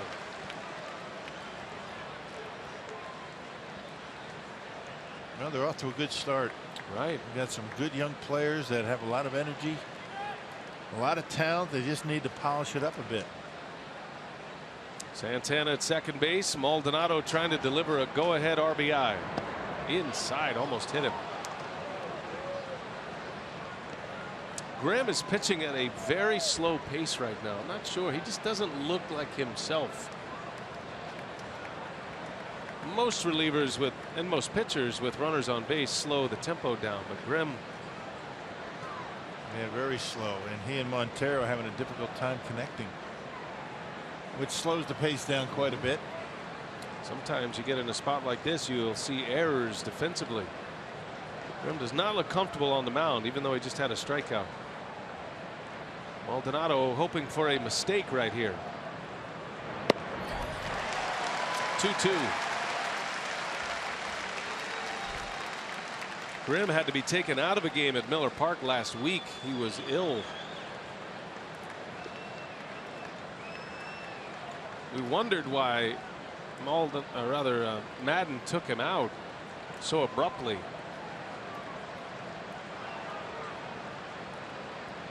And then the now famous quote by Joe Madden after the game, "Why'd you take Justin Grimm out?" And Madden said, "I was afraid he was going to soil himself on the mound." Thanks a lot, yeah. Skipper. Well, you want transparency, right?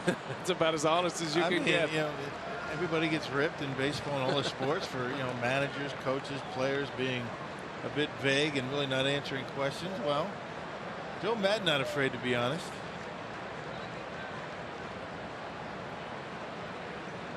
It's got to be a great moment when you read that in the newspaper the next day. Stomach virus, though, in Milwaukee. It's not good. He might be giving Joe Madden a little stomach virus right now. Maldonado steps out of there. Full count, runner at second, a leadoff double into right center by Santana. The go-ahead run at second base. And Maldonado lays off, draws the walk. And laid off a tough breaking pitch. Hey, tonight's time of the game winner. Spare time in Oshkosh. They call the Brewers by 8 o'clock tomorrow morning. They get 40 tickets to an April or May 2017 Brewers home game. This offer courtesy of the Tavern League of Wisconsin and Miller Lite. Well, you saw Scooter Gennett stride to the plate. He will hit for Jimmy Nelson. That'll in fact close the book on Nelson with 6 innings and 3 runs, 7 strikeouts tonight. Carlos Torres preparing for the 7th. Brewers have a chance to help Jimmy Nelson into the win column if they score here. So Gennett off the bench, 2 on, 1 out.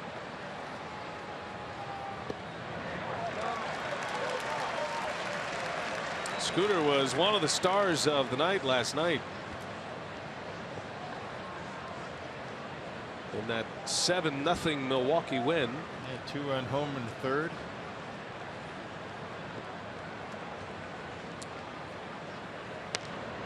And Scooter pulls this one foul.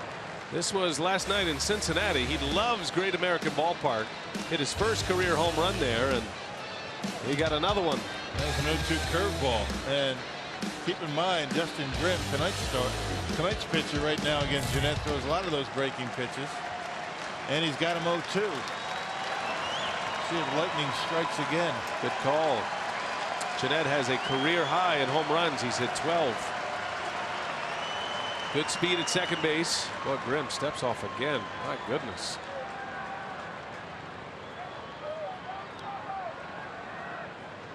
The numbers for Gennett against Grimm. He has homered against him. Small sample size, but a couple of hits.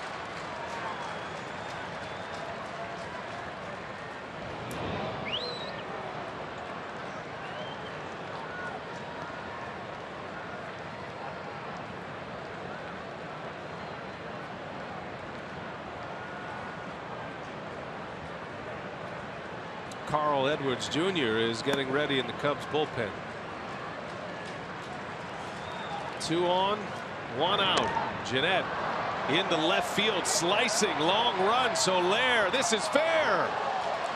In to score Santana. Here comes Maldonado, and the relay is offline. 2-run score. Scooter Gennett with a 2 RBI double, and the Brewers take the lead 5-3. Yep, on an 0-2 breaking pitch, just like last night, and another couple of RBIs for Gennett. This one down the line and left. Now the relay throw from the outfield, not a very good one, and that's what allowed Maldonado to score without a throw. They missed the cutoff man. There's that breaking pitch on 0-2, just like last night. And this one he slices inside that left field line, and 2 runs come across. How about Scooter on 0-2 last couple of nights? And 0-2 curveballs. Good call. Makes you wonder if the Cubs did their homework on Scooter Gennett.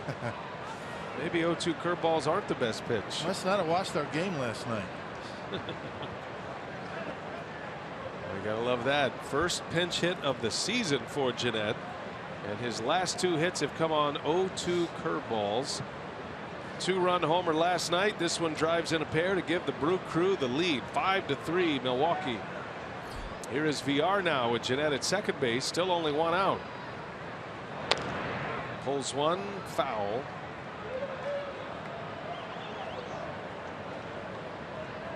Yeah, bottom of the order pretty good tonight, wouldn't you say? You're getting a lot of production. You got 4 RBIs from 7, 8, and 9.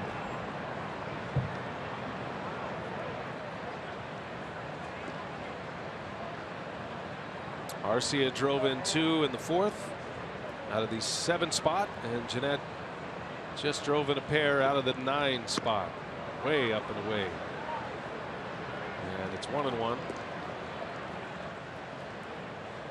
You can just tell something is not quite right with Justin Grimm. Yeah, which is why they have activity in the bullpen. Now that the Brewers have taken the lead, they've switched it up. They got Smith down there in the pen.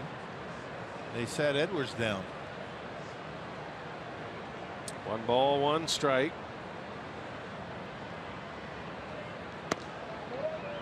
2-1. Justin Grimm has thrown 19 pitches already. 3 batters have reached, and Chris Bosio is on his way out. The Cubs pitching coach. Well, the bottom of the order, if you take it back to the 6th spot in the lineup, 5 trips on base, 4 hits and a walk. Starting with Santana, down to Gennett. Good production from the bottom of the order. Yeah.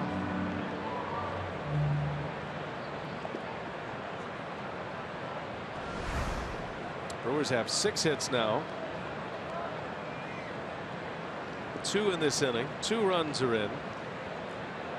And a visit by Bosio prior to this 2-1 count on VR.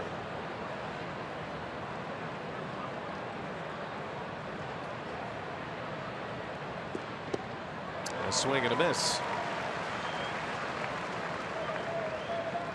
Brewers have done exactly what they wanted to do tonight, and that's keep this massive crowd, this loud live wire crowd, quiet. There's been a few bursts of noise, but for the most part the Brewers have been able to control this one. There's a called strike 3. VR is rung up. 2nd out. Our Miller Lite What's on Tap tomorrow. No television tomorrow. can catch the Brewers on the radio network tomorrow. Chase Anderson against John Lackey. 1:20 is first pitch here at Wrigley Field. Our Miller Lite What's on Tap. That's the end of the line for Grimm here in the 7th. 2 runs are in. The Brewers have the lead.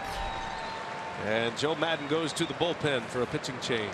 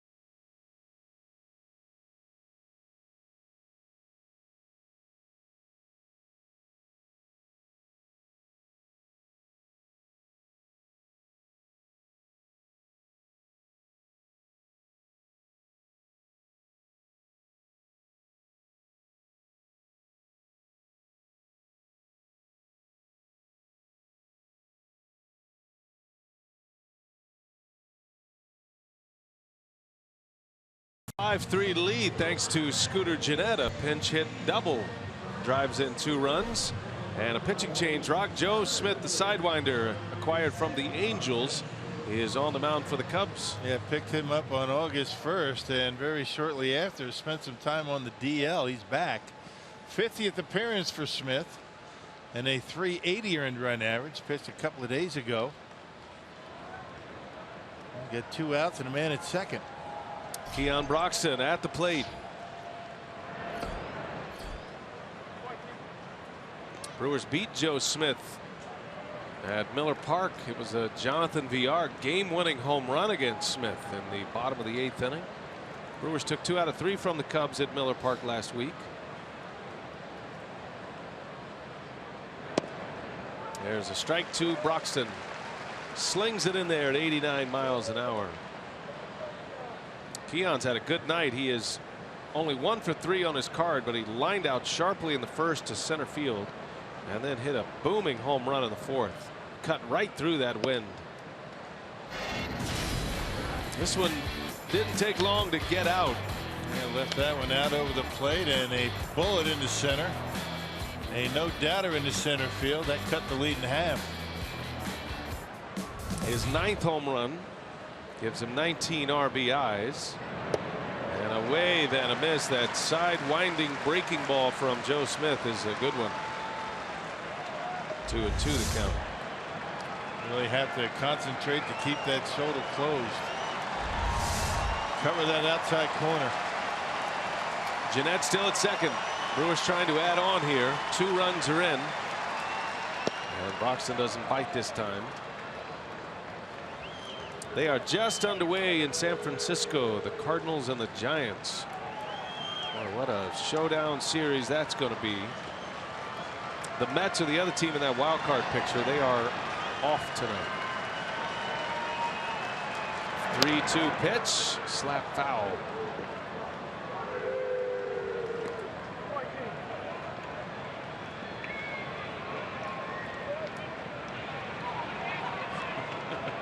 Hot potato, man.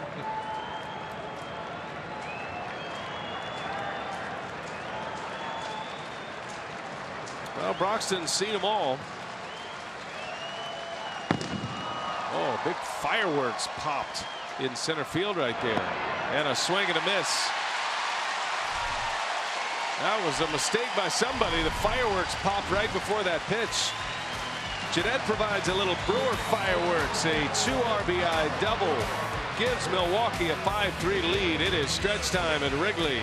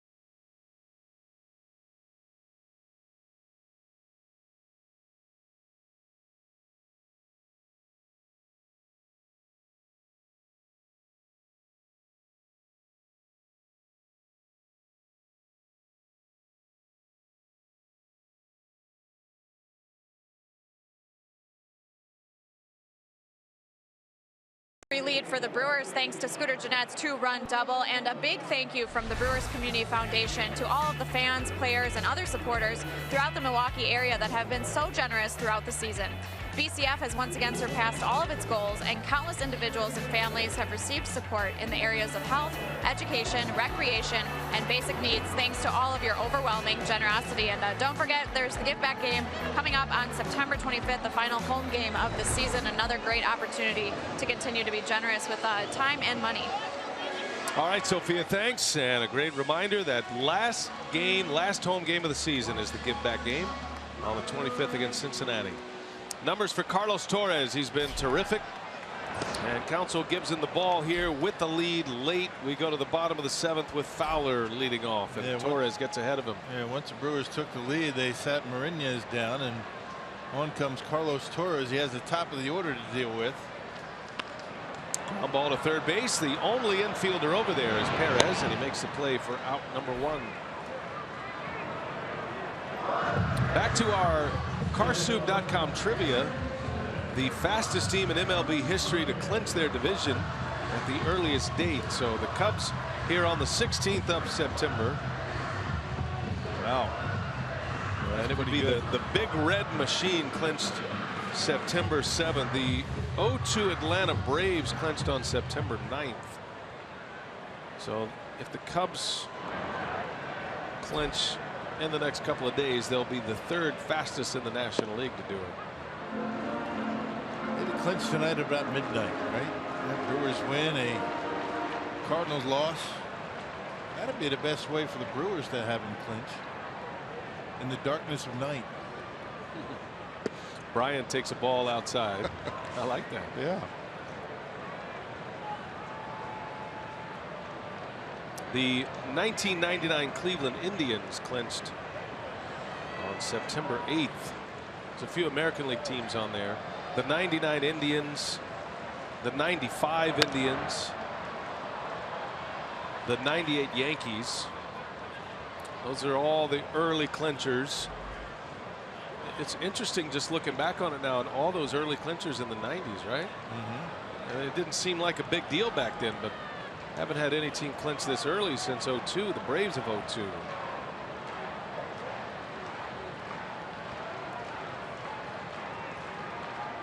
One and two the count, and Bryant rolls one through, a base hit.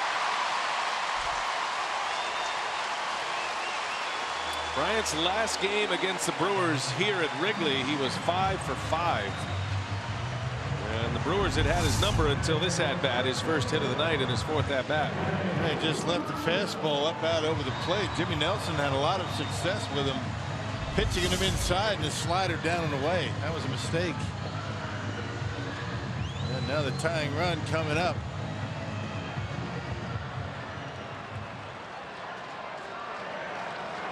And the dangerous Anthony Rizzo, whose wheelhouse is down and in, which is where Torres likes to pitch.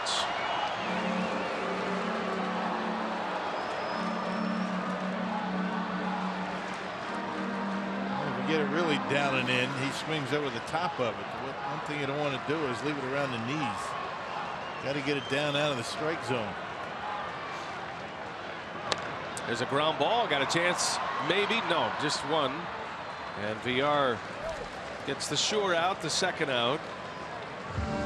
Too slowly hit to turn 2, and a huge out for Torres. Really good pitch, a curveball to get Rizzo. Rizzo goes after a first pitch curveball, grounds out weakly.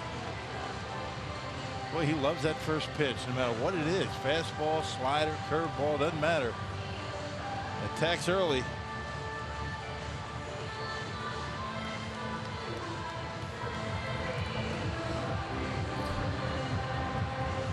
Ben Zobrist now with 2 outs, runner at second base. Zobrist was a part of that World Series winning Royals ball club last year, traded from the A's to the Royals. And he had a good World Series. He had 6 hits in the World Series, had 4 doubles in the World Series last year. Big contributor for Kansas City. And he reunites with Joe Madden this year. Signed a free agent deal with the Chicago Cubs. He signed a 4-year contract. He's 35 years of age. That's a big deal. That's a big contract for a guy that old. Maldonado fires to second. Close play, out at second. Arcia with the quick tag and a perfect throw from Maldonado. Yeah, Brian hadn't budged. He thinks he's safe. Umpires telling the players to stay on the field and give the Cubs a chance to take a look at this. What a bullet by Maldonado. I don't think he got his hand in there. No, I think that it's a good call by Angel Hernandez. You see Chris Bryant walking off the field. I guess he was convinced on the replay. Look at that throw. Are you kidding me? Yeah, he's out. Yeah, good job by Arcia to keep the ball in the glove. Everything got there at about the same time. Here's a look for it. Right here. Yep. Madden's seen enough. Catches the ball right on the back of Bryant. Inning is over. What a play by Maldonado and Arcia.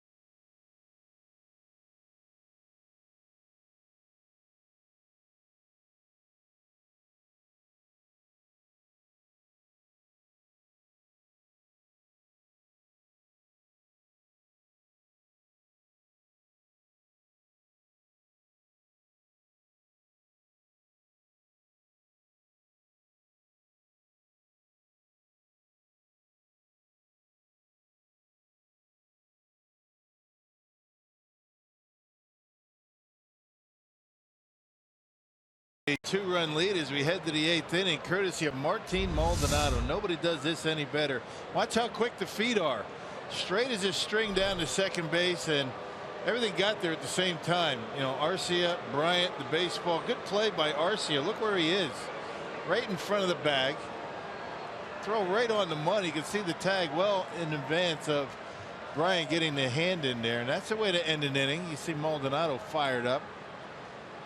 That's a beautiful throw by Martin Maldonado. And now Ryan Braun leads off for the Brewers here in the 8th, and a single on the first pitch.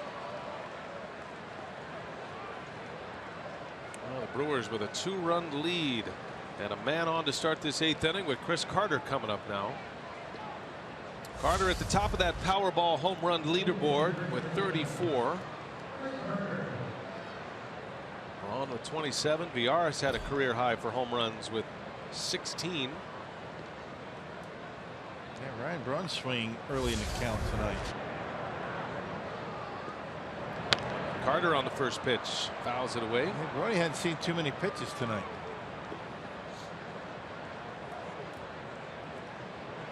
Carter's career high for home runs is 37. He's got a chance at that this year. He hit 37 in 2014 as a member of the Astros.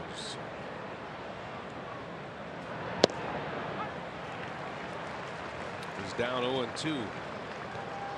Brewers took the lead on a Scooter Gennett pinch hit, 2 RBI double in the 7th inning.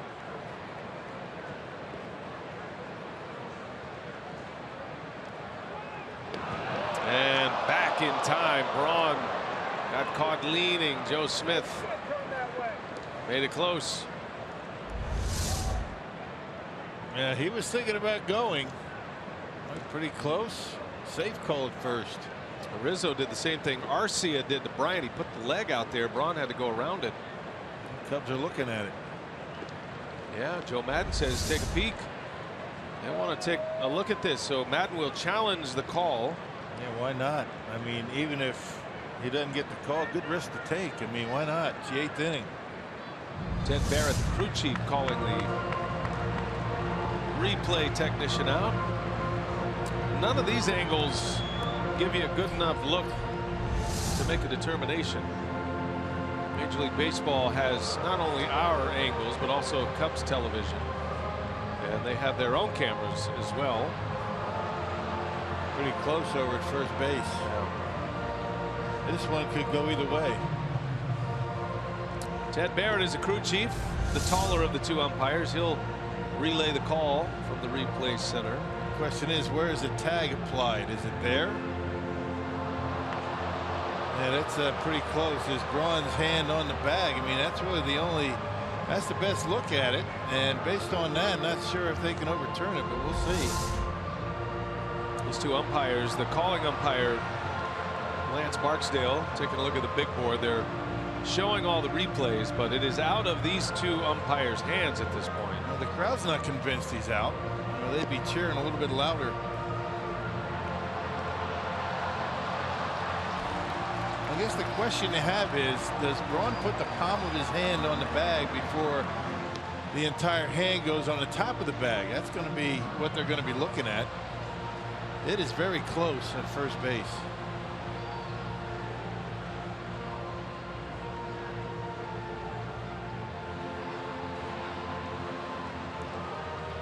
Call on the field safe, so has to be enough evidence to overturn it.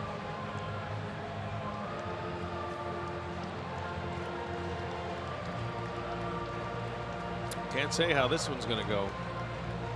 There are Major League umpires in the replay review center in Chelsea, New York, that are looking at this, and there are supervisors in there, and there are multiple eyes on this play, I'm sure.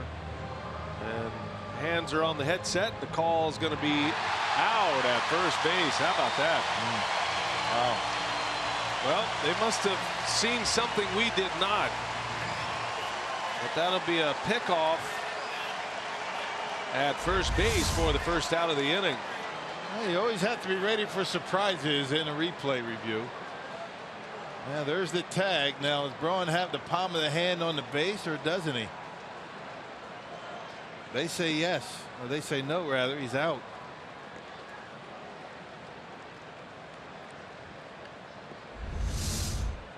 So 1-2 on Carter.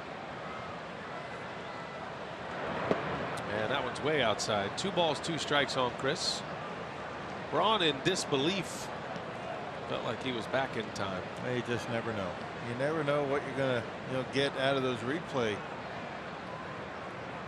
calls in New York. Sometimes you get surprised. That was pretty close, though. Yeah, but the call in the field was safe. I mean, didn't really see anything that would overturn that, but I guess they did.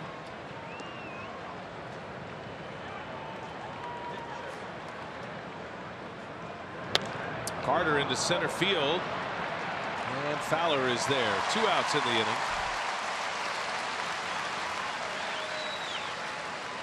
Looking ahead to the Chicago 8th.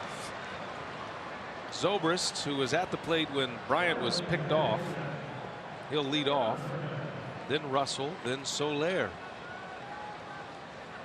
And there is a way to the end of this game without having to face Bryant and Rizzo again.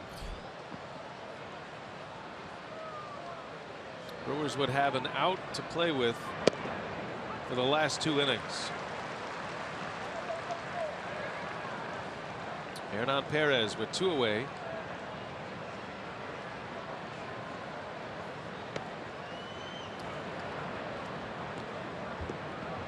Joe Smith came on to get the final out of the 7th, a strikeout. And pitching a full inning here in the 8th. Could be his last batter. If Perez should reach, there is activity in the bullpen.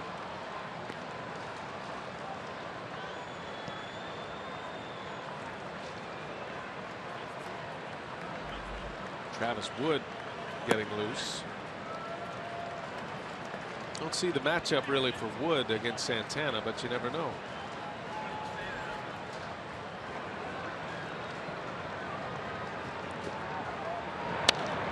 On the ground to Russell. And a bad throw off the Brewers dugout. The second error of the game for Russell. Boy, he's having a rough night out there. Man, go figure, right? You don't see that from him very often. He came into the game with only 11 errors at short. His second error. And normally you see a ground ball to short, you put your head down, you put a 6-3. That's not even close. Yeah, Rizzo tried to hold the bag and catch the baseball. Probably should have come off the bag earlier. 2 errors tonight by the All-Star shortstop. Last time he committed an error, the Brewers capitalized with 2 runs. Brewers up 5-3.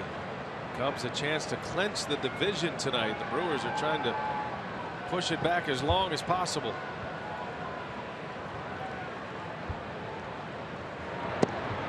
Santana takes strike 1.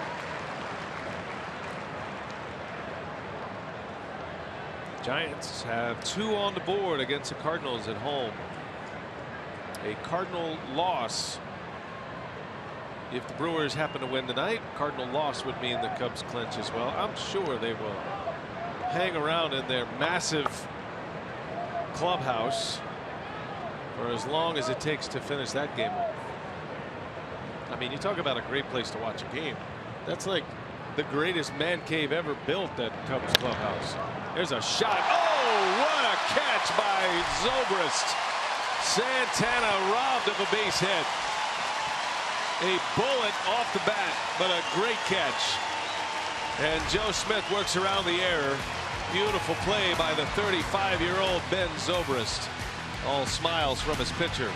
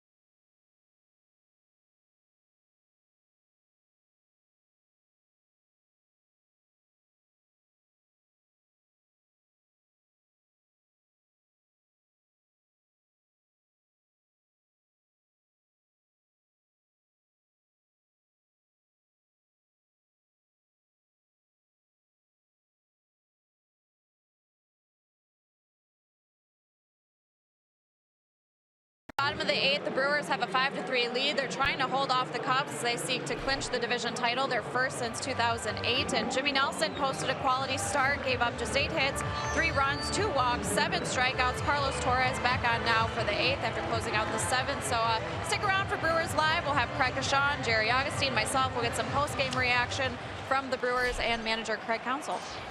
And is there anything better, Sophia, than navigating the Brewers clubhouse at Wrigley September call-up time?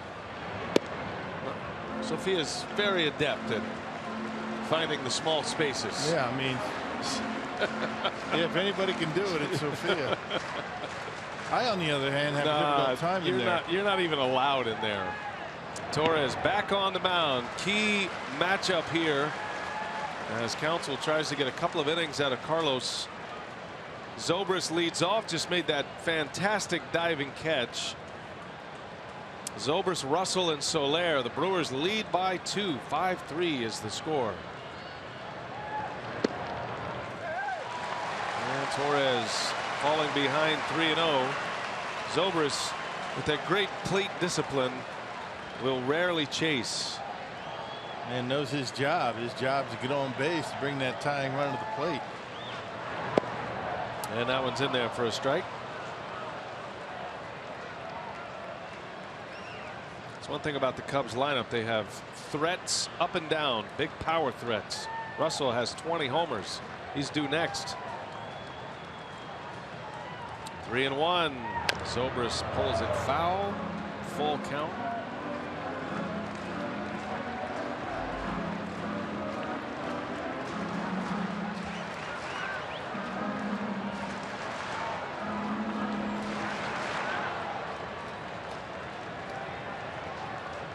Crowd of over 41,000, jam-packed, hoping this is the night the Cubs clinch.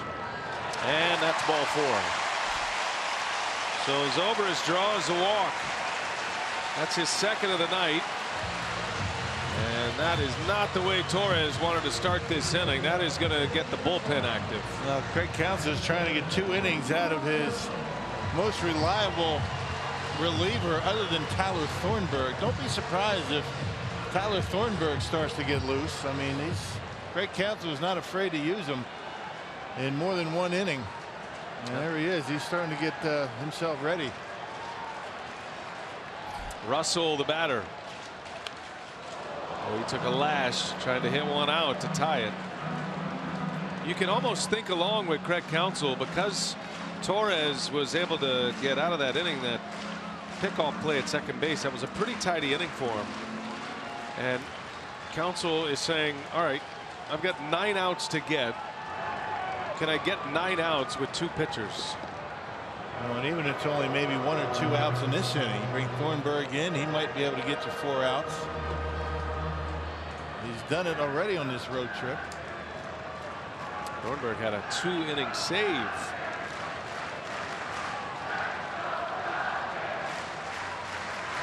Russell lays off. If there's a pitch to get a ground ball, it's that little cut fastball that Torres throws. That's been his money pitch this year. You gotta get it down in the zone, though. Don't leave it down the middle, and that's the pitch that, you know, Russell can hit out of the ballpark. That cut fastball that flattens out. Swing and a miss. Russell. 4-seamer that time. He chased one. 1-2 the count. Yeah, no cut on this pitch. This is just a good old-fashioned fastball.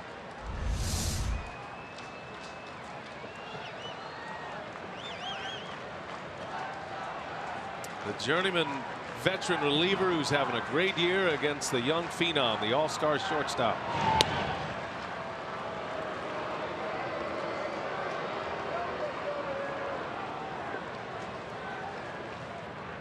Torres released by the Braves in spring training.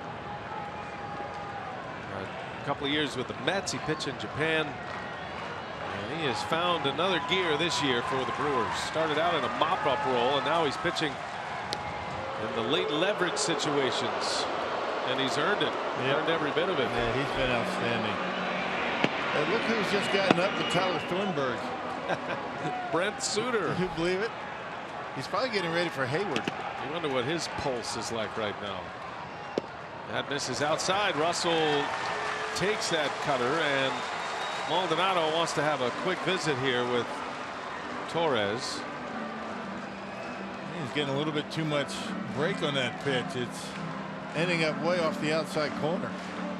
Maybe a little bit amped up out there in the mound. Can't blame him. Brewers would love to get this one tonight.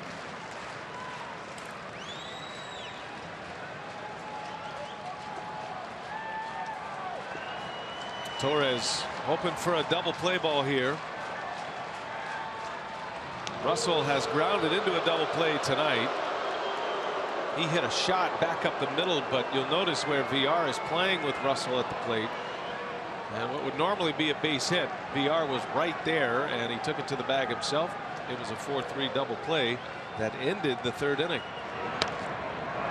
Fouls one off. Count remains at 2-2.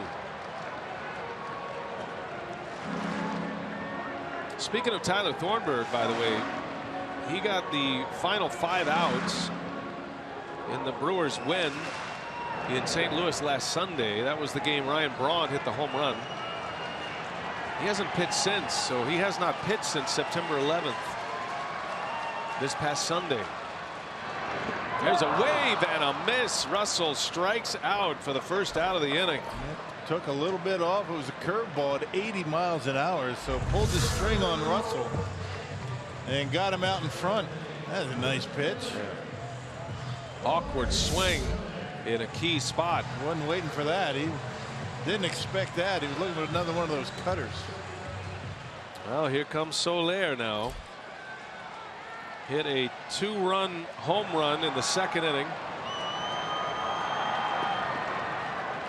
Big power at the plate. Torres, I'm sure, will give him a steady diet of breaking balls here.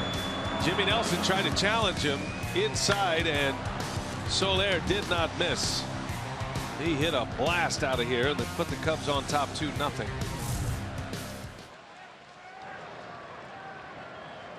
One gone, runner at first. Misses again. Now it's 2-0.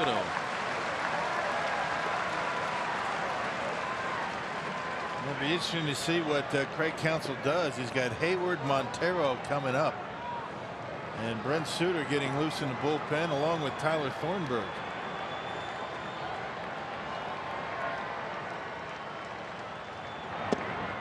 Wow. Fastball right in Soler's wheelhouse, and he took it. Yep, down in the zone, a little bit up. I think he might take a good hack at it, but right at the knees. I wonder what Torres thought right when that ball left his hand. I'm with you. That's what I thought. And it's fouled away. Goes back to that cutter. And now Torres is right back in this count on Soler at 2-2. Let's see if he gives him that curveball, the same pitch that he gave Russell.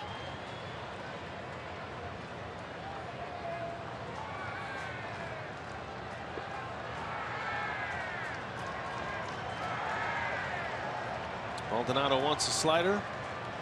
Goes back to the curve. And there it is. And a called strike 3.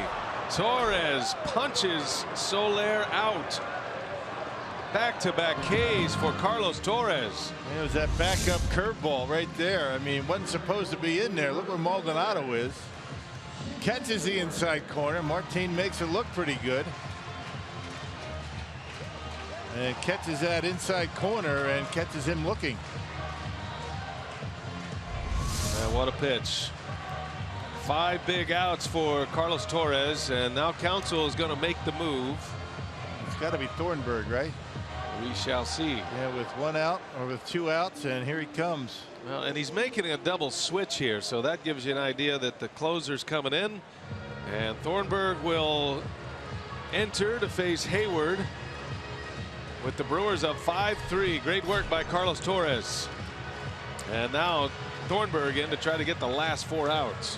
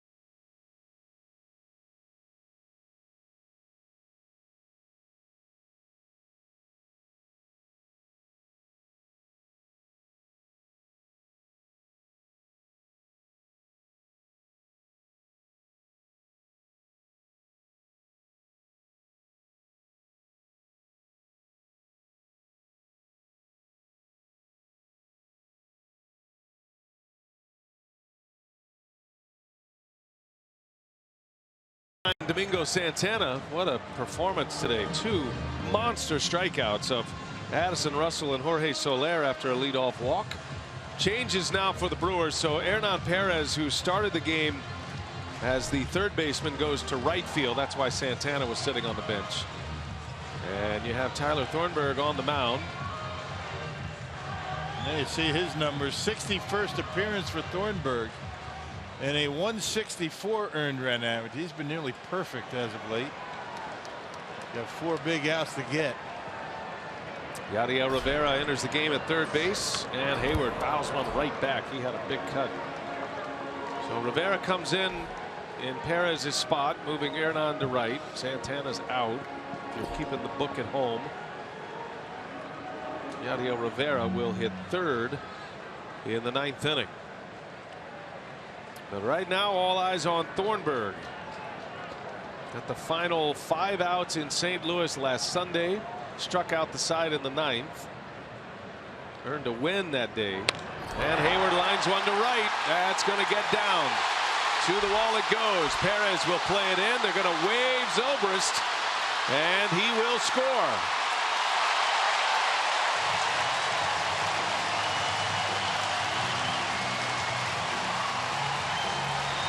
They tried to go back with that fastball. This time left it out over the plate a little bit more.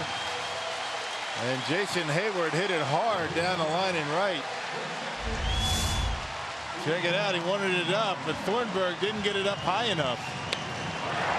And Zobrist with good speed, even with Perez playing deep, able to score the big run with 2 outs. Cubs only down by 1. It's a big hit for the Cubs. And Hayward delivers with a 2-out double. And now he's at second, very fast, carrying the tying run. And a hot hitter at the plate in Miguel Montero.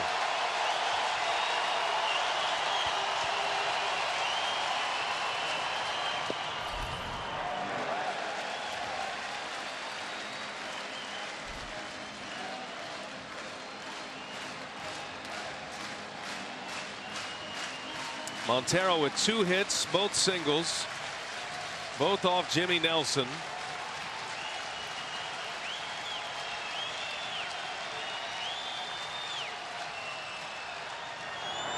And that skips away from Maldonado. Hayward to third. Tying run 90 feet away. And mistakes you can't make. Well, you make mistakes in situations like this.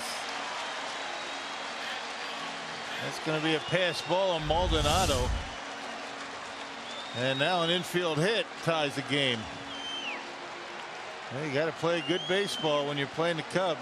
Can't make mistakes. The Brewers have made a couple of them.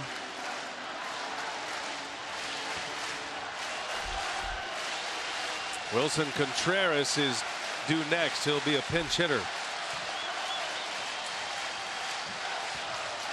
There's the tying run at third base. 8th inning, 2 outs. Montero in a 2-0 count, and a strike from Thornburg. A spinner on a 2-0 count. Yeah, you got first base open. You certainly don't want to throw a cookie down the middle. It's a big pitch for Thornburg. Now you wonder if he goes back to it here. 2-1 to Montero. Try to change up. And he missed with it. Now it's 3-1.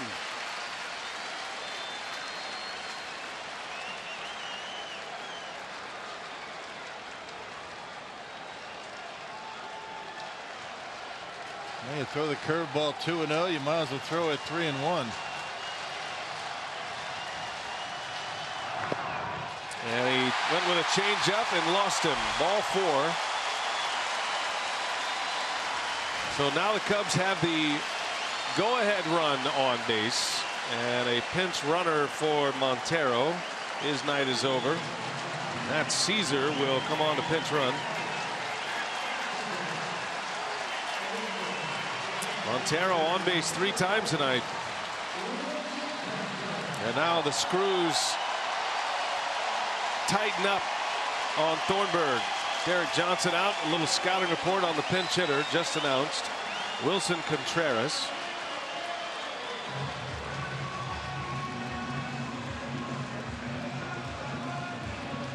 These are not really a big stolen base threat, but certainly a lot faster, than Miguel Montero in the event of a gapper. The Brewers are trying to get together their defense, perhaps, in the event of a stolen base attempt.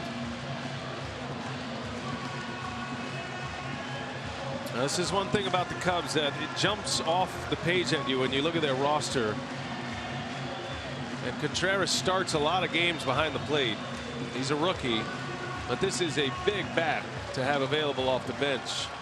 Contreras has hit 9 homers in just 64 games this year. 30 RBIs. He can play left field. He'll catch. And he steps up in a big spot right now with 2 outs.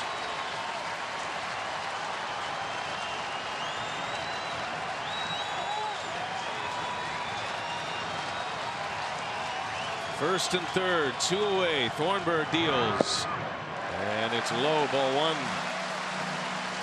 One thing about Contreras, he has a very good eye. Rookie hitters usually are free swingers, but Contreras has 24 walks this season in his 64 games. That's a high number. Yeah, he's not just a free swinger as a young kid. Good idea at the plate. Wonder if Caesar will try to steal a base. Thornburg has a very good move to first. Stays put. Contreras takes ball 2. Borderline down and in. Not going to get the call. And now Contreras in the driver's seat. Top of the order coming up. One thing that you've done now already, you got to deal with Brian and Rizzo before this game ends. All right. Top of the order due up, and Fowler next.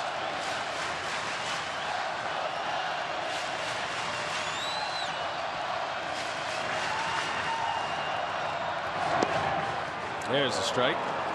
Fastball well placed right on the edge. 93, a get me over fastball. Can't walk it across better than that. Look at Contreras working that gum. Tense moment here. Craig Counsell said he wanted to see his young players in the heat of a pennant race. He's got Thornburg, his closer, in one right now. 2-1 to count. Contreras takes a strike and spins out of the box. Did not like that call. Well, that was a good pitch. It was a strike. Boy, Thornburg really doing a good job keeping the ball down. A curveball right at the bottom of the zone. Got himself right back into the count. Pitches 3 and 4 are as good as you can do it. Outside corner, inside corner. Especially down in the count 2-0. Now it's 2-2. Brewers up a run. 2 outs in the 8th. Here it comes, and Contreras fouls it away. He just got a piece. Another curveball.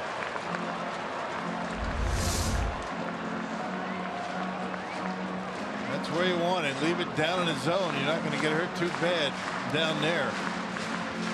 Aren't many closers that feature pitches that Thornburg does. Specifically a curveball, and he'll throw a changeup. He's truly a 3-pitch closer. Most closers are fastball slider.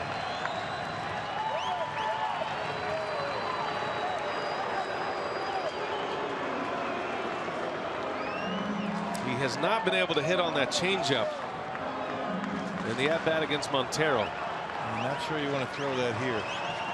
See what he has in mind. 2-2 the count. Tying run at third. Go ahead, run at first.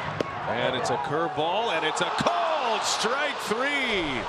Tyler Thornburg strikes out Contreras to end the inning. And the Cubs leave 2 on, and the Brewers still lead. Tyler Thornburg coming up with the big pitches when it counts. To the 9th we go. Brewers up a run.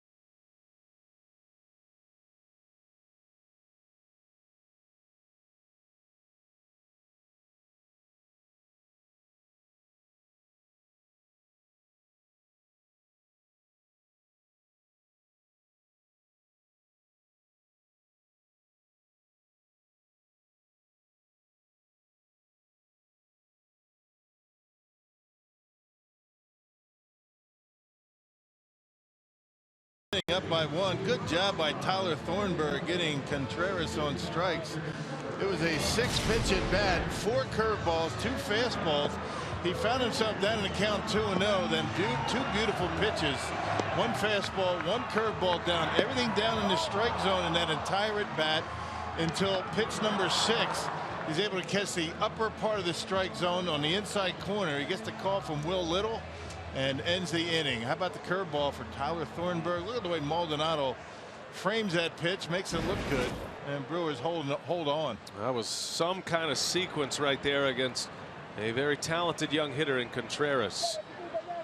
So it'll be Spencer Patton now. The Brewers lead by a run. We go to the 9th inning. And Orlando Arcia into right center field. Fowler a long way to go, and he'll run it down. Boy, he was gliding in 5th gear after that one. Yeah, ball hung up a little bit. Arcia had it down on the end of the bat. Just enough for Fowler able to run under it. And there's the numbers for Patton. 14th game at .442 earned run average.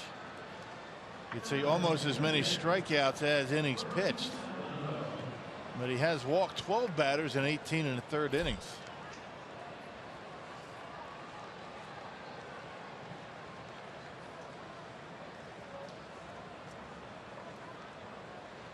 Here's Maldonado now.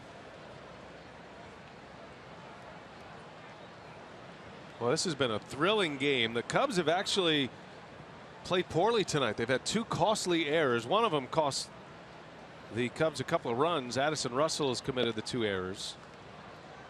But overall, in this kind of environment, this kind of atmosphere with the Cubs and a magic number of 1, a chance to clinch the division, the Brewers have held up very well. He's got to finish it off now. 3 outs to get. Thornburg will be back on the mound for those final 3 outs. Kind of the way these guys have been playing for the most part for a while now. I mean, hanging right in there, but tonight hopefully they're going to be able to finish it off, get 3 outs. They're going to have to earn them, though. Well, are they ever? They're going to have the top of the order. Thornburg will face Fowler, Bryant, and Rizzo in the 9th inning. Giants have a 2-1 lead on the Cardinals tonight. Hunter Pence hit a 2-run home run for San Francisco.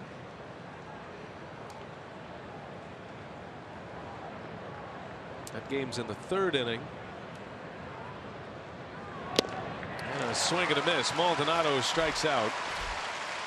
2 gone in the 9th. Yeah, he is a strikeout pitcher without a doubt. There's a fastball off the plate. Maldonado comes up empty.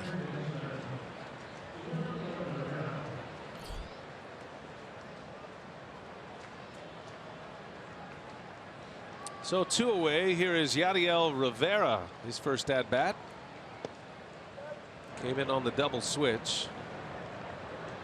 How about this Brewers infield right now, by the way, defensively? You got Rivera, a shortstop, a really good shortstop. He's playing 3rd base. Arcia is the shortstop, and VR, a natural shortstop, playing 2nd base. It's about as good as you can line them up defensively. Yeah, Carter, however, not a shortstop. Right. Maybe at one point in his career he played short, but even I played short in Little League. all he's got to do is catch him. Rivera, tall, rangy shortstop. Now a utility man for the Brewers. Spent most of the year in AAA. Saw a lot of him early in the year in April and May in the big leagues. He had a double in a pinch hit appearance yesterday in Cincinnati. On the ground in the hole, Bryant lays out on his feet. The throw is in time for the out. Oh, what a play by Bryant. Craig Counsell will certainly want to look at that. That was bang, bang at the bag, and we might have another one go to replay. There's a heck of a play by Bryant, angling back, gets it in the webbing. And it looks like he had enough on the throw to get him. I think he's out. Yep, looked like he was out. And Craig Counsell says play on. Well, that's quite the setup right there. It's going to be Fowler, Bryant, and Rizzo coming up. The Brewers trying to spoil the party here at Wrigley for one more night.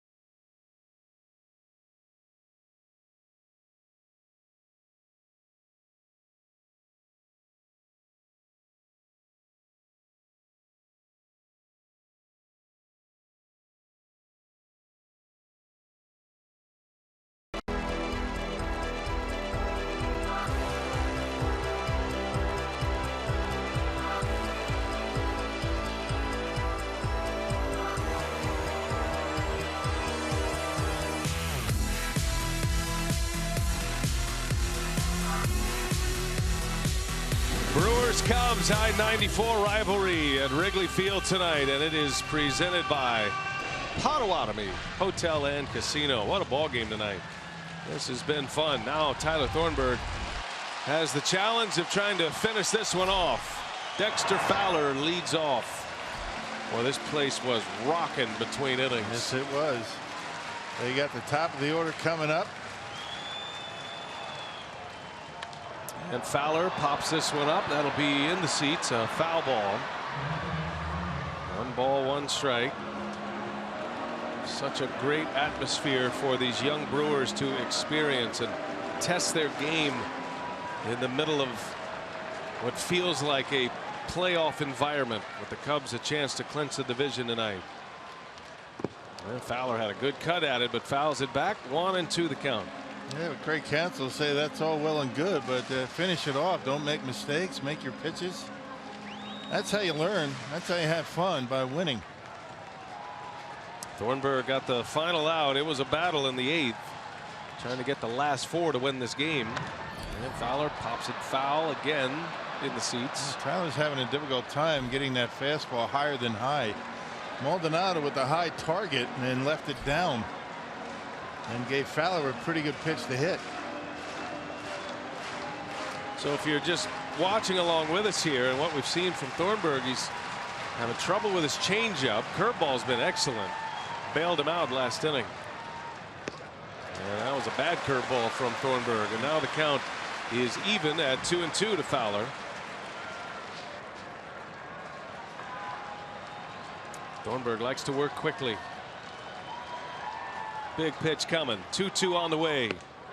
And a called strike 3, and Fowler is barking on his way out, and he gets the call on a changeup for a strikeout. And that's a pitch that he really hasn't been able to use effectively tonight.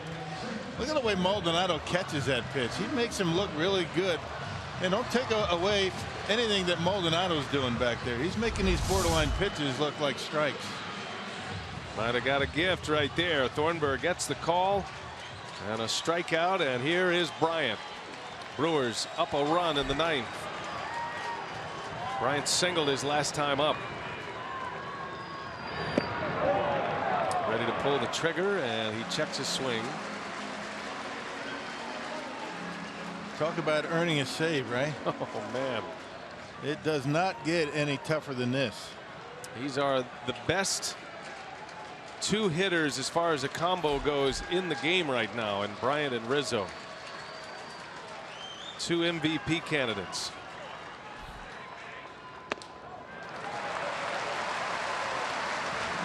Well, it's really an amazing scene here. Every pitch, there is not a sound coming out of this crowd right before the pitcher releases the ball. Thornburg trying to keep him quiet.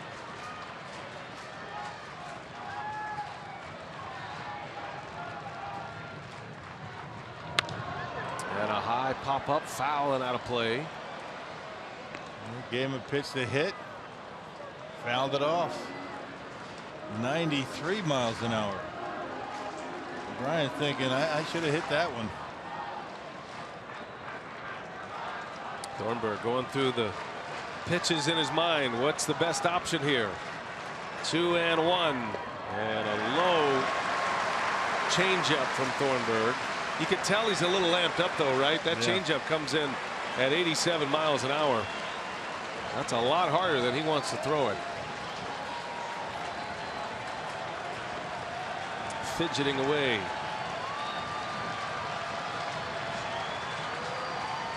Hitters count for Bryant. Brewers lead by a run, and Bryant takes a curveball for a strike.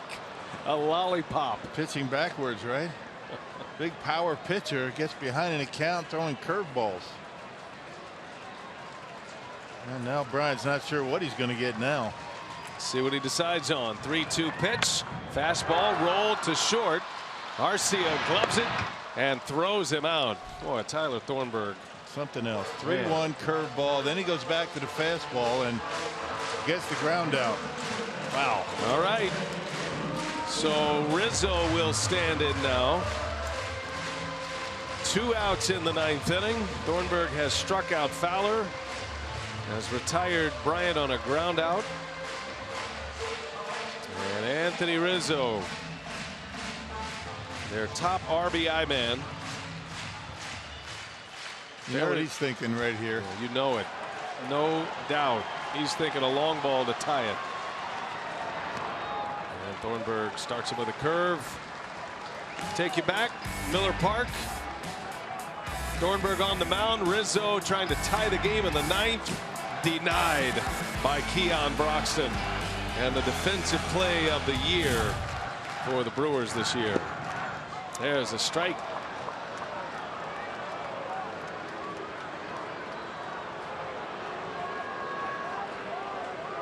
He's been getting every borderline call because of Maldonado, the way he's framing those pitches. That last curveball right at the bottom of the zone. Here's a 1-1. Rizzo takes a ball.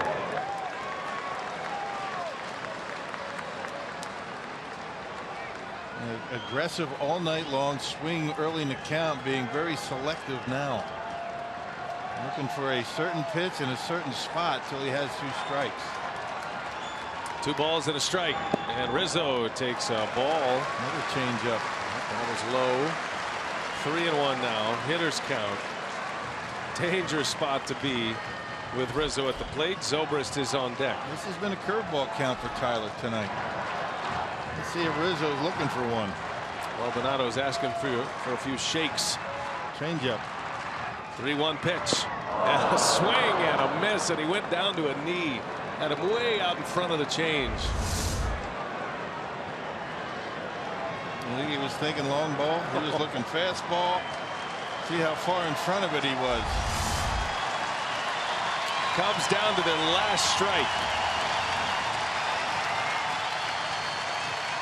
Another changeup. And Rizzo takes a ball, tracks it all the way in. And now the tying run is aboard. That's gutsy pitching, though, by Thornburg. I didn't want to give him a fastball in that count. I mean, he's out in front of that changeup. The last thing you want to do, throw a pitch right into his swing. Well, Madden's going to lift Rizzo from the game. He's going to go with a pinch runner, Javier Baez. Yeah, this guy here at the plate is about one of the last guys you want to face, amongst a lot of guys you don't want to face. But a guy in Zobrist that makes good contact. Brewers outfield's got to play extremely deep to cut off those gaps. With Baez with great speed at first. Cubs still alive here in the 9th. Brewers lead by 1. Zobrist at the plate. And he takes a strike. Fastball that time from Thornburg. I mean, how difficult does it have to be to take that last changeup that Thornburg threw to Rizzo? He just sees the ball so well. I mean, that pitch didn't miss by much. Incredible eye at the plate. No balls, a strike. Zobrist swings and a bouncer right to Arcia to the bag. And the Brewers win for the first time at Wrigley Field this year. And they will spoil the party for at least a few hours. Tyler Thornburg, with one of the gutsiest saves of the season, goes through the heart of the Cubs order to earn this one tonight, partner. What a great game. I mean, the Brewers made a couple of mistakes. They were able to, overcome those. And this young ball club, I think they learned a lot tonight. And they kept a very large, enthusiastic crowd pretty quiet. So those that brought a ticket to tonight's game that thought they were going to be able to put it in a frame somewhere are going to have to wait one more night. Brewers shaking hands. They win tonight at Wrigley Field. Stay with us now. Brewers Live postgame is coming your way. Craig Cashon and Jerry Augustine. Sophia will have interviews. That's all coming up next. Live from Wrigley Field right after this.